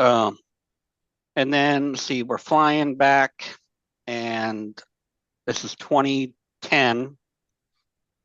Now, Brennan, are you in RCT1 at that point? I got or there in July, August of '09. um, so were you there for the Pakistan flooding that happened there in Pakistan? In the at regiment in Pendleton or in Afghanistan? In Afghanistan. I don't know. Depends on. So we got to Afghanistan September 2010. So yeah, so we would have been back by then.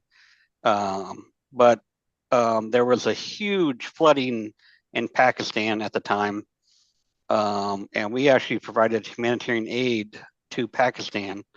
When we left Dubai, um, two Army helicopters flew out to meet us, and they got on the Pelelu with us um, to, and we were doing humanitarian aid with all of our helicopters in Pakistan at that point, doing close air support missions in Afghanistan, all from the Pelelu. And at the same time, um, the Magellan Star, our other group, or the Magellan Star was a container ship. The USS Dubuque was close by it, and they were our anti-piracy force. And they went over and took back the pirated anti-pirated, or they went back and took the pirated ship from the Somalis.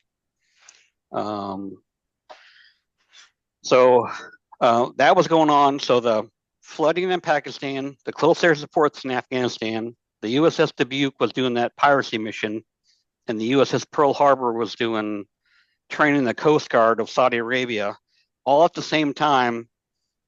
And we ended up getting a puck from that, the Presidential Unit Citation.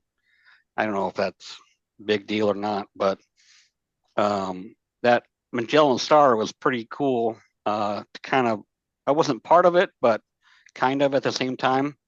That was the very first ship that the U.S. Took back from pirates, I guess.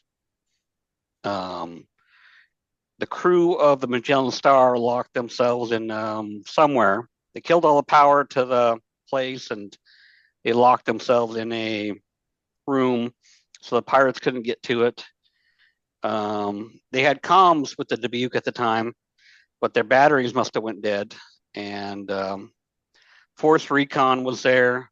They boarded the ship. And did you know there's like there's bottom up and top down, called VBSS, Visit, Board, Search and Seizure. So they did a combination of bottom up, where they got on the boats, climbed up, and top down from helicopters. Landed 24 Marines on that pirated ship, and everybody, all of them, they saw 24 Marines landing. They're like, fuck that. And they just surrendered. But we lost comms with the crew, and what was it? So we couldn't get to them because they were locked in this room, and we couldn't get any, say, hey, you're safe now. So they cut the Fourth Recon guys cut all these doors down to get to the crew, and the crew finally comes out and unlocks the door, and they're like, the captain of the Magellan Star goes, man, those pirates sure did a number on those doors. And the company commander's like, yep, they sure did. It was like funny. that when we got here, I Yeah, swear. it was like that. I mean, so In like the 4 different missions sets, what are the intel guys doing? nothing. Really? Even the humanitarian stuff. That's crazy. Okay. Yeah. I mean, that's where I think that we could have done a whole lot more. But if I had a different intel chief, I guess. So, Wow. I'm surprised that it's up to him whether or not you guys are helping the mission. yeah. It was mostly the wing side Hmm. of the MEU, because it was mean, all they were doing was picking up people that were stranded and dropping humanitarian aid. Gotcha. So, Gotcha. And do you So end when up do in you guys- Afghanistan off the Mew, or is that separate? that's separate. Got it. It's when you Um, come back from the Mew. It was early 2011, December. Yep.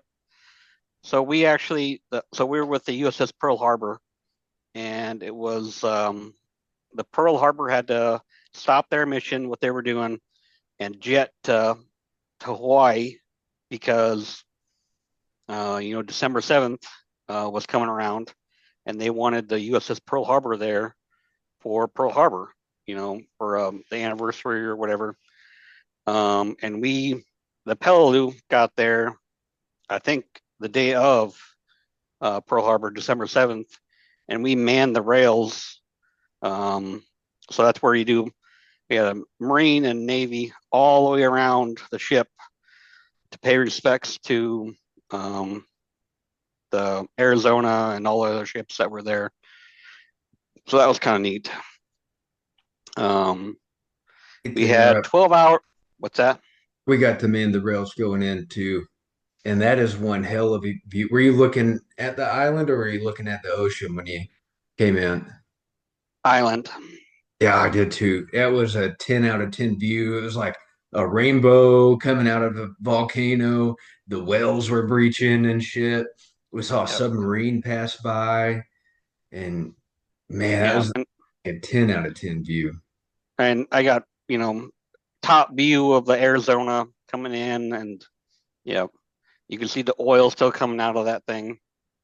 We stopped and visited. We were in Pearl Harbor for about a month. No, or maybe longer, maybe like 2 months. We were there forever, it felt like. Were you there for a while? 12 hours. Okay, yeah, got it. I spent $200 in 12 hours on alcohol, and Yep. Well, They wine have is expensive though. that little bar. Did you get the beer towers? They had it at uh, that bar on base at Pearl Harbor. It was like a we were big. out in town. Oh, We okay, went to okay. like Waikiki Beach or whatever, and Were um, you did you go close to the ocean or did you go to like the Waikiki back streets? more close to the ocean. Okay, got it. Now from there, did you ever do a tiger cruise at all? You ever heard of those? Yeah, but like where the kids come on? No, this is where you could get family coming out to Hawaii. And my cousin actually came from Iowa, got on the ship with me, and sailed back to San Diego on the ship with me. Got it. And I fucking hated it so much because that's for the first time in the whole goddamn deployment they had good food at the chow hall. Yep. Classic. I Yeah, vaguely bet, remember the Tiger Crew stuff. I can't remember if we did that or not. That's cool that you got to have family come on though. Yep. But we always knew it was gonna get bad, like bad for the Mew. But like when we were gonna go someplace shitty for a while, they would do like a steak and lobster before we left. And then it was like, oh God damn it, I guess it's time. And then we knew like, wherever we would go was gonna be not very fun. Yep. So yeah, so my cousin was on the ship with us for 7 days from Hawaii to San Diego. We actually got off and landed in Pendleton because we had 4 LCUs there in our well deck. So my cousin got to ride on an LCU and landed on Camp Pendleton Beach with us, and that was pretty neat. Yeah. Yeah. So that's December 2010. Yep. Okay. And then when do you get ship canned to division? It was just a few months after that because I didn't have enough time on my contract to deploy again, and they had to fill the spot because I was an intel guy and had to be off their TO. So got sent to division. At this point, I'm kind of salty at this point, so I kind of know the ropes and I'm a fat body still. I like to claim it. I got to thinking about it earlier today that when I got that gallbladder taken out, it fucked me up. It really did. And I could eat good. Like I was even eating good when we were in Afghanistan, and I still wasn't losing the weight like I should. But that's hindsight. But I checked in to 1st Marine Division, and the company or the division first sergeant's like, Klein, kind of heavy, aren't you? I'm like, oh fuck, I'm gonna get ad stepped out in my last year and a half in the Marine Corps. Like, this fucking sucks. So like, why don't you, when you check out your alphas, come back and get weighed in? Well, he didn't say when I had to get weighed in, so I just never went back. Oh yeah. Nice. So yeah. And then about that time, I'm sitting up there at division, just fucking chilling. Gunny Exlos is like, hey, you want to come to Afghanistan? Fuck yeah, I'll go.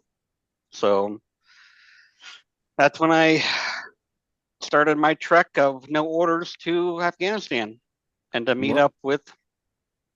What month was that? I don't even remember. It was 4 months before we got back. I don't remember when that was. We came back in September. And yeah, we left August 29th is when we left Dwyer, and then took us a couple days to get home. Yeah, so you so got August. There 4 months before that. I never did math for Marines, so I'm not sure when that would be. It's getting too late in the night to do anything math here. All right, so you get out there. I mean, you guys, I already know the story, so you guys can, run the questions here, but what are you doing out there? What? So I'm becoming a targeting analyst because Brenneman's here doing those AIFs and that aerial and interdiction force, and me and Lieutenant Allen kind of running that. I was doing nights, and that's where the sea bass thing kind of comes along because fucking people can't know how to run a goddamn generator, and I'm sleeping during the day, and the hooch runs out of electricity, and it's hotter than a fuck in there, and what was it? I'm sleeping there now, and you, Brenneman, and Diva walk in, and they see me on the fucking rack, like something like it was like a squid or something. That's what, I don't know which one of you two said I was a squid, and because I was just all over the place and sweating, and then turned into sea bass. So went from squid to spicy squid to saucy squid, and then I think we had watched Dumb and Dumber in the S2 building, and then sea bass, came from that. Yep. I remember I was not exactly a happy camper when I didn't have air conditioning because I was hotter than fuck. And I get kind of grumpy. And I remember Lieutenant Allen asking me, hey, Klein, are you spicy sea bass or sea bass? Yeah. And I'm like, sir, I'm fucking spicy sea bass. Okay, roger that. Yeah. And he let me do my own thing. So, and then even one night, I think a changeover was like 7 o'clock or something, 7 p.m. or I don't know. Fuck if I remember. But I said, fuck it. I'm sleeping in because they got air on now finally. So I didn't come in till 10. Nobody came looking for me.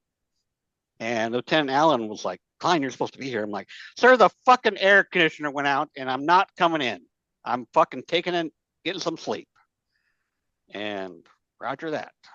So, and that's kind of, well, I guess then we came the Lion Pride. Yeah. So me, Bruneman, and Daiba and Tim Allen, we were the Lion Pride. So that was fun.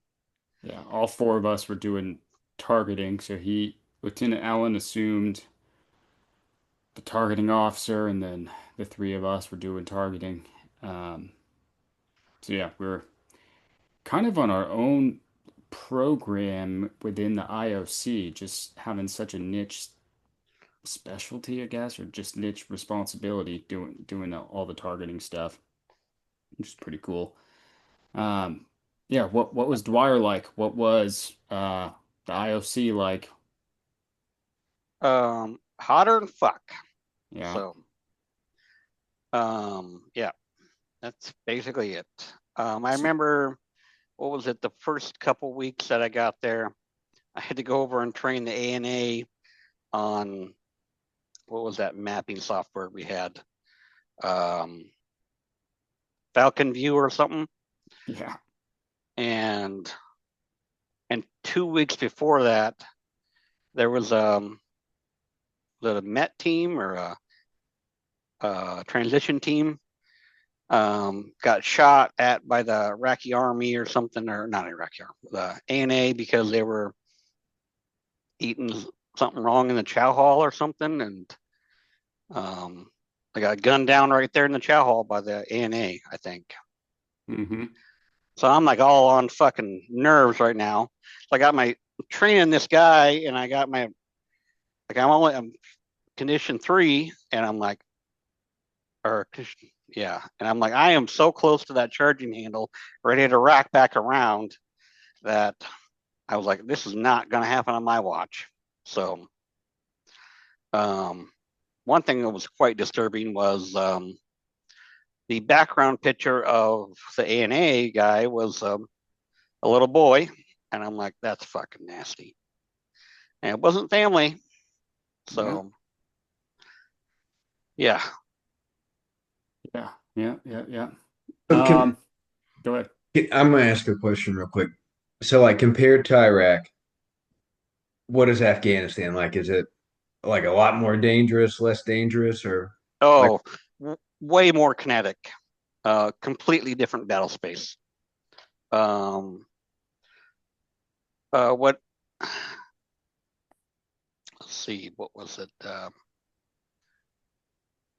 Did you call them heroes over there? The KIA, the friendly KIA. Fallen Angels, Fallen Hero. What was Guardian Angels? I know, I can't remember, because one, like Iraq was heroes, and then Fallen Angels was Afghanistan. They had different Okay. terminology for each. Okay. That was one thing, one noticeable difference I noticed with it in the two. We only had one friendly KIA when we were over in Iraq, but there was a lot more fallen angels in Afghanistan than there was in Iraq, big time. Yeah, even in our just AO of Helmand Province, so we had the southern part of Helmand Province. I mean, we were going into River City once a week, or like every 10 days or something. It was a KIA, so all communication, all unclassified communications gets shut down so the family can be notified. So they call that River City. But yeah, it was a fuck ton for sure. Yep.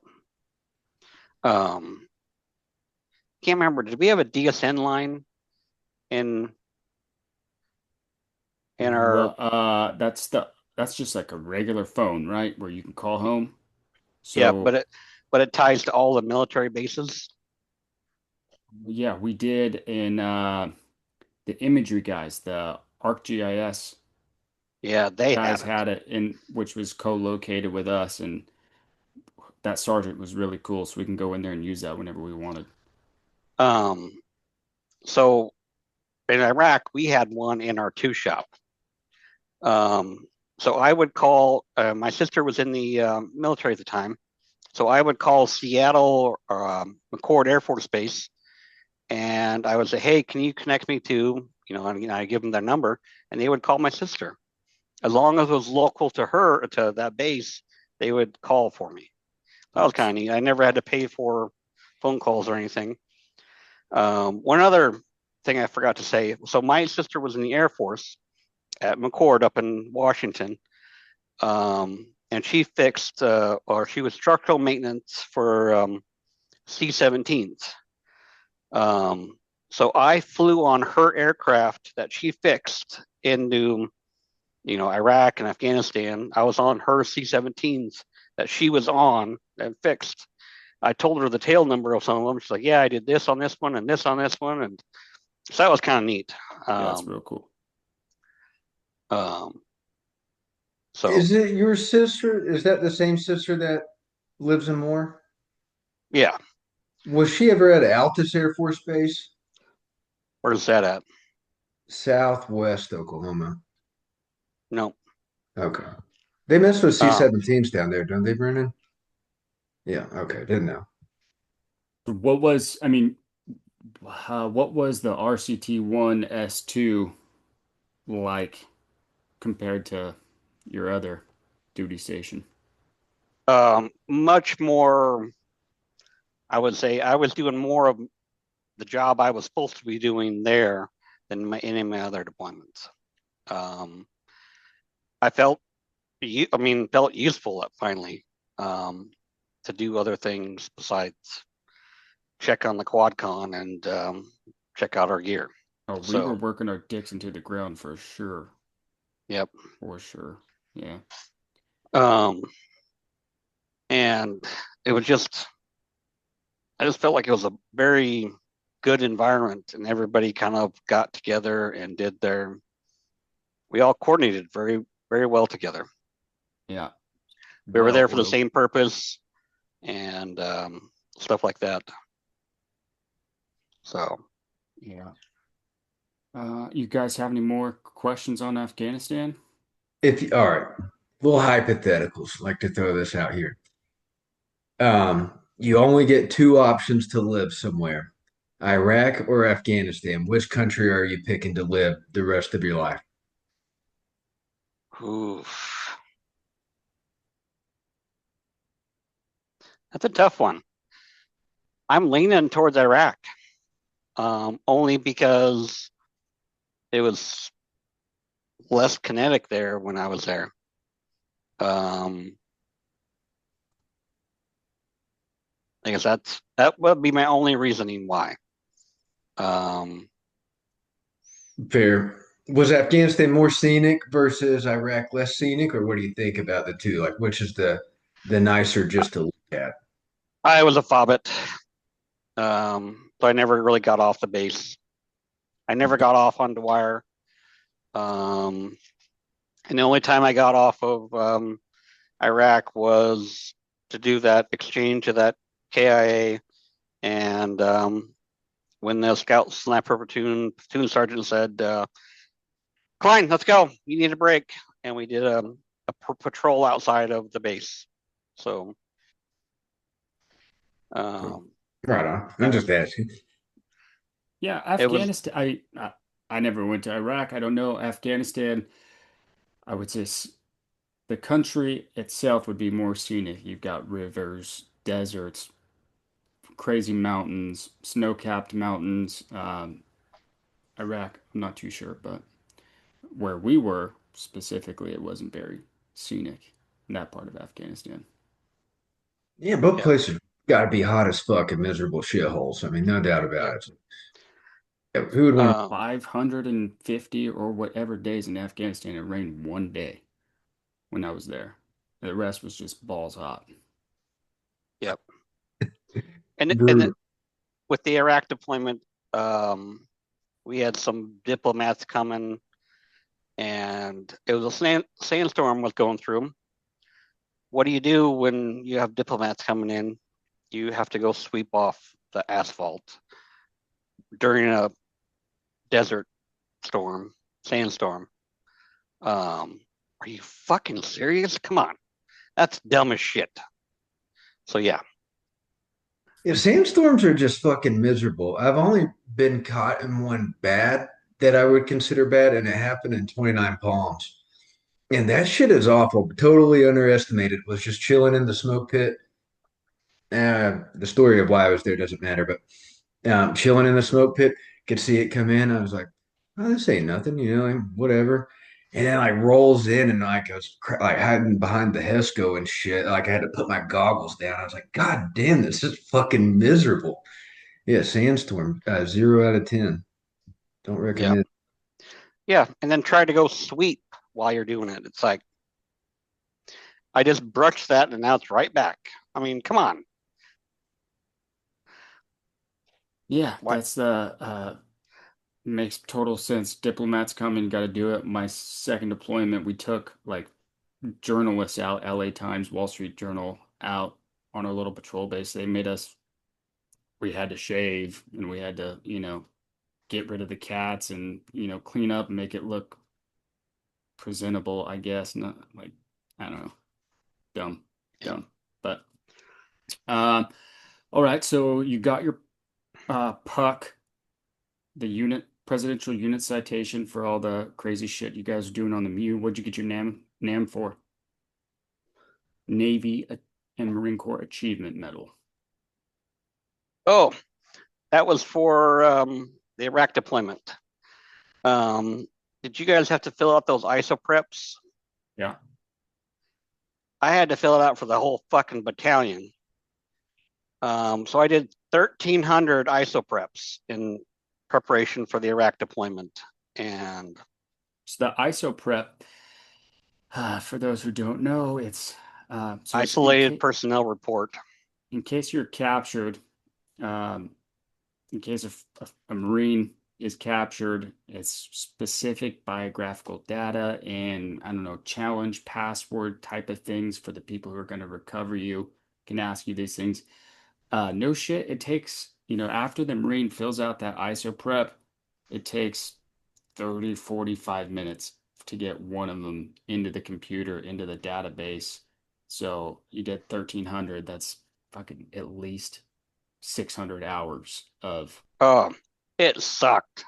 not to mention interviewing them and explaining, you're just over and Explaining it to over. grunts. Yeah, it gets rough. And then if they did it wrong, whole new form, fill it all back out. Oh, Yeah. it sucked. Yeah. Do you have any list every single scar you have on your body? I have none. I can see one on your face.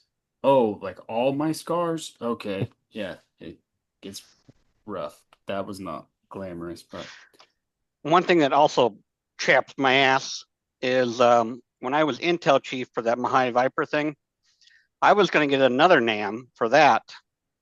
I ended up only getting a CERTCOM because we had some of our gear get lost, and I wasn't even part of it, and I didn't get a NAM because of that. So I got a CERTCOM. That fucking sucked. well, let me chap your ass a little bit more, Seabass. Do you remember on our deployment when that supply staff sergeant got a bronze star for keeping the generators full? Oh, I swear I want to meet that guy.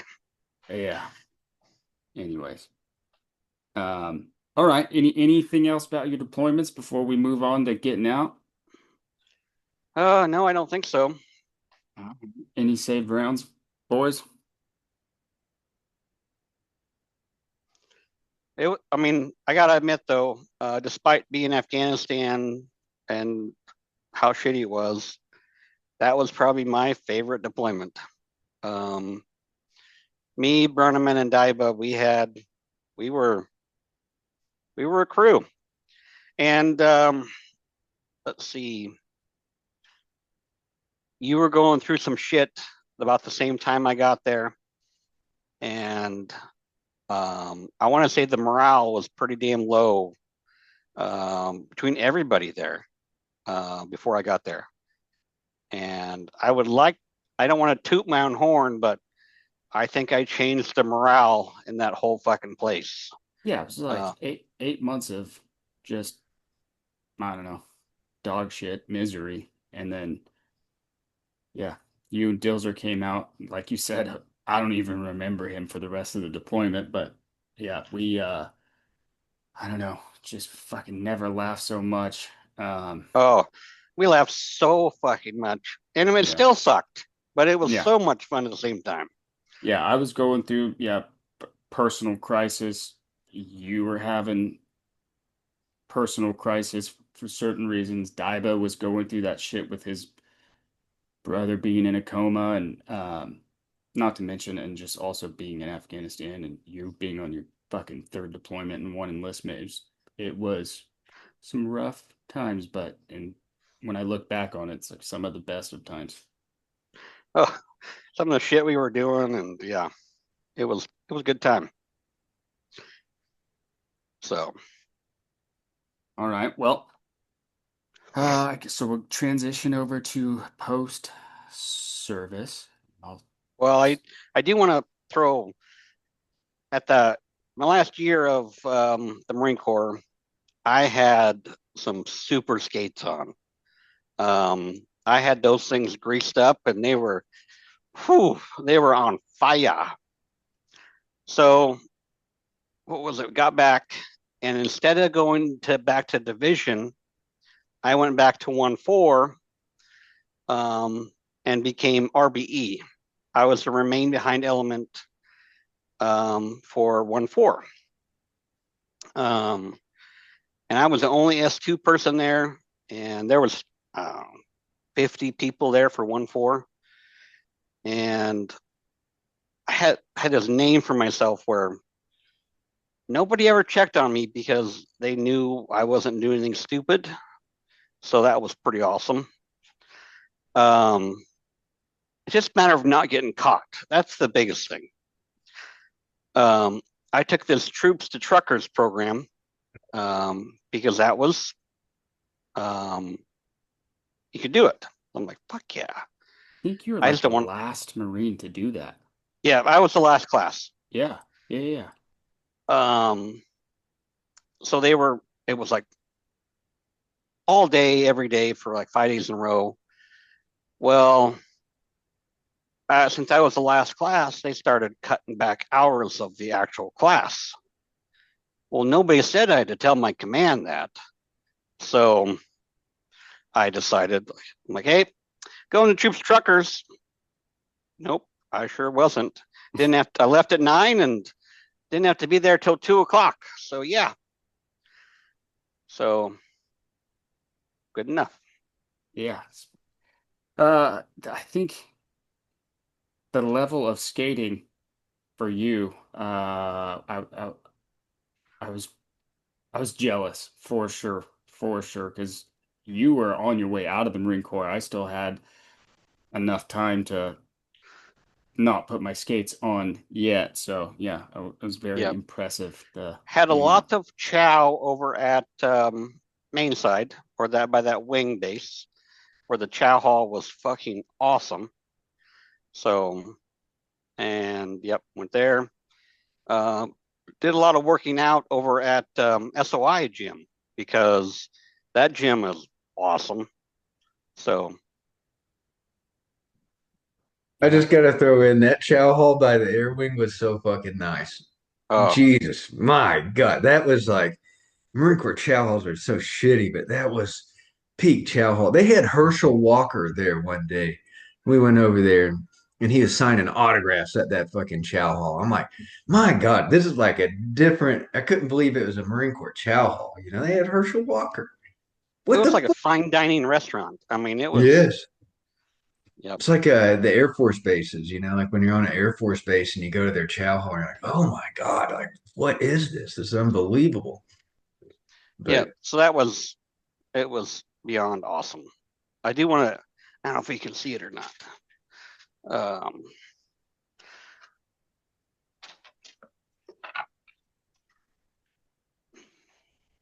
I don't know if you guys got one of these or not, but I ended up getting one of these for my getting out. So for a first term enlistment, that was quite the stack. So Yeah, Jesus Christ. yeah, I'm okay with that. So long Nice. time ago. Covered in sawdust right now, though. I would say that that's a lot more taxing on a person than it may seem or whatever. The amount of time away from home training, covering down on, wrapping your head around this mission set and that mission set and just being gone and adjusting and then having to be it's just takes a lot out of person for sure. Yeah. I was didn't really have any relationships. I was married to the Marine Corps for those 5 years. Yep. Yeah. Good And then times. And I saved up all my leave, so I had 6 weeks of terminal leave. So that was pretty awesome. And did you have a plan for like when you're going to get out? Or a temporary plan. I was going to go work on my uncle's farm. My cousin David, that came out to the Tiger Cruise, worked with him. It was planting season when I got back. Then I was going to go to nursing school after I got out in the fall of that year. So, is that what you did, or what'd you do when you get out? no, well, I don't know. I've become much more blunt since when I got out of the Marine Corps, and I did my first semester at a college here in Sioux City, and I had to take a fucking intro to theater class for nursing. And I'm like, are you fucking serious? This is supposed to make me a more well-rounded person. Yeah, fuck you guys. So I was like, this is just a money class, and that's all it is for, you fucking dumbasses. So I dropped out of that. Became a paramedic instead, and yeah, so that was much more rewarding than a fucking intro to theater class. So Is that what you do now? You're a paramedic now? I am not anymore. I was a paramedic for 10 years. I met my wife. We used to do these things called NICU transfers. That's where we'd go pick up the NICU team, and we would go to outlying hospitals around the city or like hour away in their an underserved hospital because they didn't have a NICU, and take their team there. And that's basically how I met my wife. And yeah, so. Do you And want to say what your wife does? she is a NICU doctor, a neonatologist. When I was working as a paramedic, she made my annual salary in 7 weeks. So, yeah, So you got a sugar mama now. I do. Good for you. Damn it. Good for you. Yep. You So, need to teach Brendan your ways here. Brendan, you're gonna have to be a paramedic for a little bit. I Okay. don't want to dive deep into it, Tony, but just from some of the angst that you had, especially around our deployment and your personal stressors, I would say, fuck it, it worked out for you, bud. yeah. In one of your questionnaires, it talks about if you should go back and tell yourself something to do whatever. And I'm Do like, something different. yep, nope. This is where I'm supposed to be. Yeah, I don't want to do anything different. I got 2 kids, 7-year-old boy and a 4-year-old girl. They're awesome. Yeah, it's where I want to be. If I would have done something a little bit different, maybe I wouldn't have had them. So, Yep. What'd you spend the last 3 months building for those kids, bud. Oh, they're fucking spoiled ass kids. I'm Yeah, still this thing building is it. deluxe. Go ahead.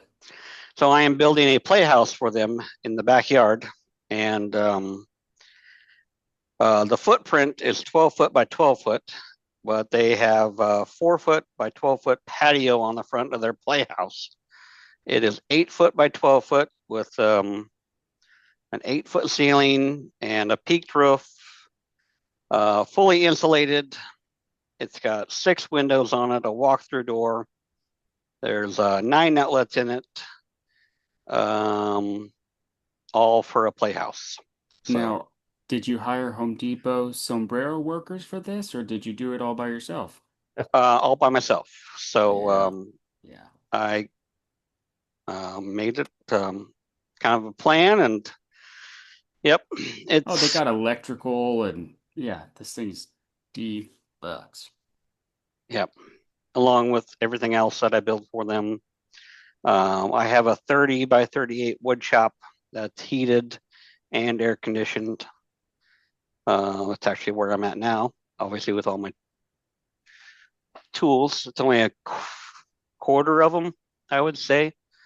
I have another building that's 30 by 50 that I would call that my mechanics, my dirty workshop. It's where I do welding and stuff like that down there. So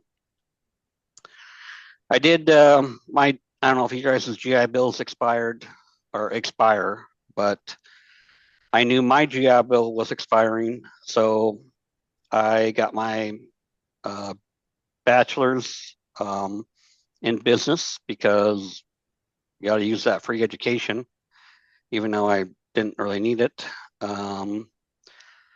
Took a semester of welding because it's free and why not? And yeah, so I have quite the resume, but don't have a job. So Well, you are like, I don't know, what is it, like top 5 OnlyFans account in Iowa? yeah, Yeah, I that's mean, she thinks solid. my tractor's sexy, so Yeah. That's not a it's not a leaf blower behind Seabass, FYI.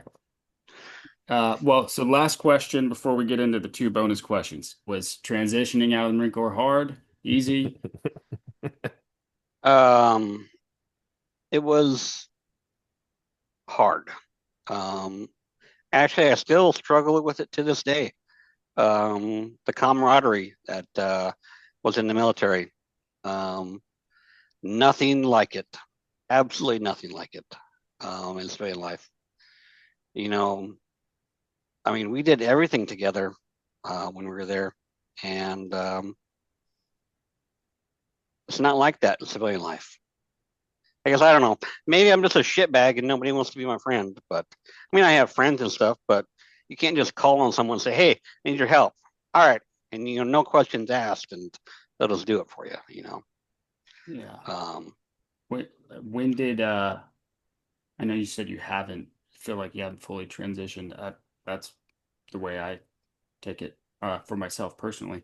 But was there a point in time where the edge of it all was taken off? Did it seem like it was ever easier? with my kids, the mission changed.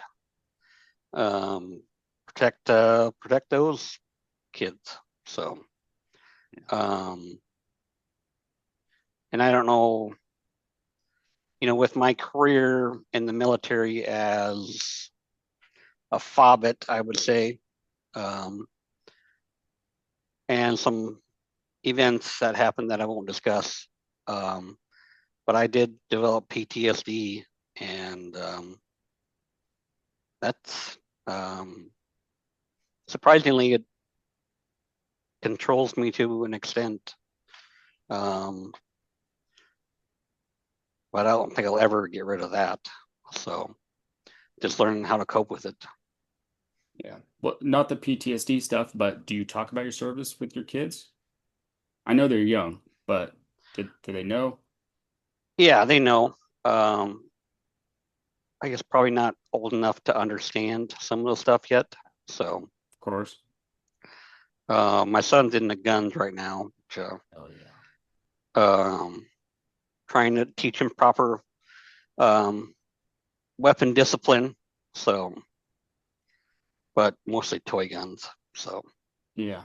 Well, and my counterpart is not a gun advocate, I would say. So, I mean, I would have a slew of everything, but I do at some point I am going to build my own AR, and I don't know if it's possible, but I'm going to engrave my serial number on it when I was at 1-4. I don't know if you guys still remember your guys's, but I'll never forget that. So your EDI PDI, or what are you talking about? It was rifle my serial number. You can get yep, an 80% lower that doesn't have a serial number engraved on it. You can engrave it yourself, and then whenever you build it out, I think whenever you build it out into a complete lower is whenever you have to register that, like with the NFA. And so you can put whatever serial number you want if you buy it 80%. yeah, that was my goal. So um, yeah, so I'll build it out at some point. So 10177 345. So that was my serial number. Yeah, I don't remember those at all, for sure. Uh, Not because I'm cool, but just cycled through too many um, Yep. rifles, and yeah, Well, I had mine my entire career at 1-4. So I probably had 5 or 6 different ones from the 2.5 years I was at First Marine Regiment, and then yeah, I even got a fucking new rifle in Afghanistan, on the first deployment, but that was just a homie hookup. Um, all right. Any last questions on post service, fellas, before we ask the bonus questions? No, I'm good. All right. Good. So bonus question, what is America doing right and what's America doing wrong, in your opinion? oh shit. Um, the shithole. Although it's the greatest country in the world, um, it's tearing itself apart from the inside out. Um, yeah, yeah. So such division right now that nobody is willing to sit down and have a conversation. Um, that's the biggest part. Um, nobody wants to talk to each other anymore. That differ in opinions. Um, and yeah, that's my, I don't know, it's just shitty. Uh, What about what's America doing right, Tony? What do you think America's doing good on? I think our military is pretty top notch, and um, yeah, I don't think anybody can come at us one on one in a conventional fight. And I think that's where we see a lot more unconventional, um, where there could be foreign influence on protests or um, stuff like in that subversion. Um, but yeah, Yeah, we went and stole the president of a country out of his own bed the other day. It's yeah. pretty Took his wife too. Yeah. damn. What's she doing today? I know what he's doing. He probably has a freaking USB cord plugged into the port that they put in the side of his head to download his information in Langley or something. But what's she doing? I'm trying to holler. Yeah. Well, I'll leave, I guess, everybody with a bit of advice. I had to leave with my son a few days ago. Can't squeeze it so hard, bud.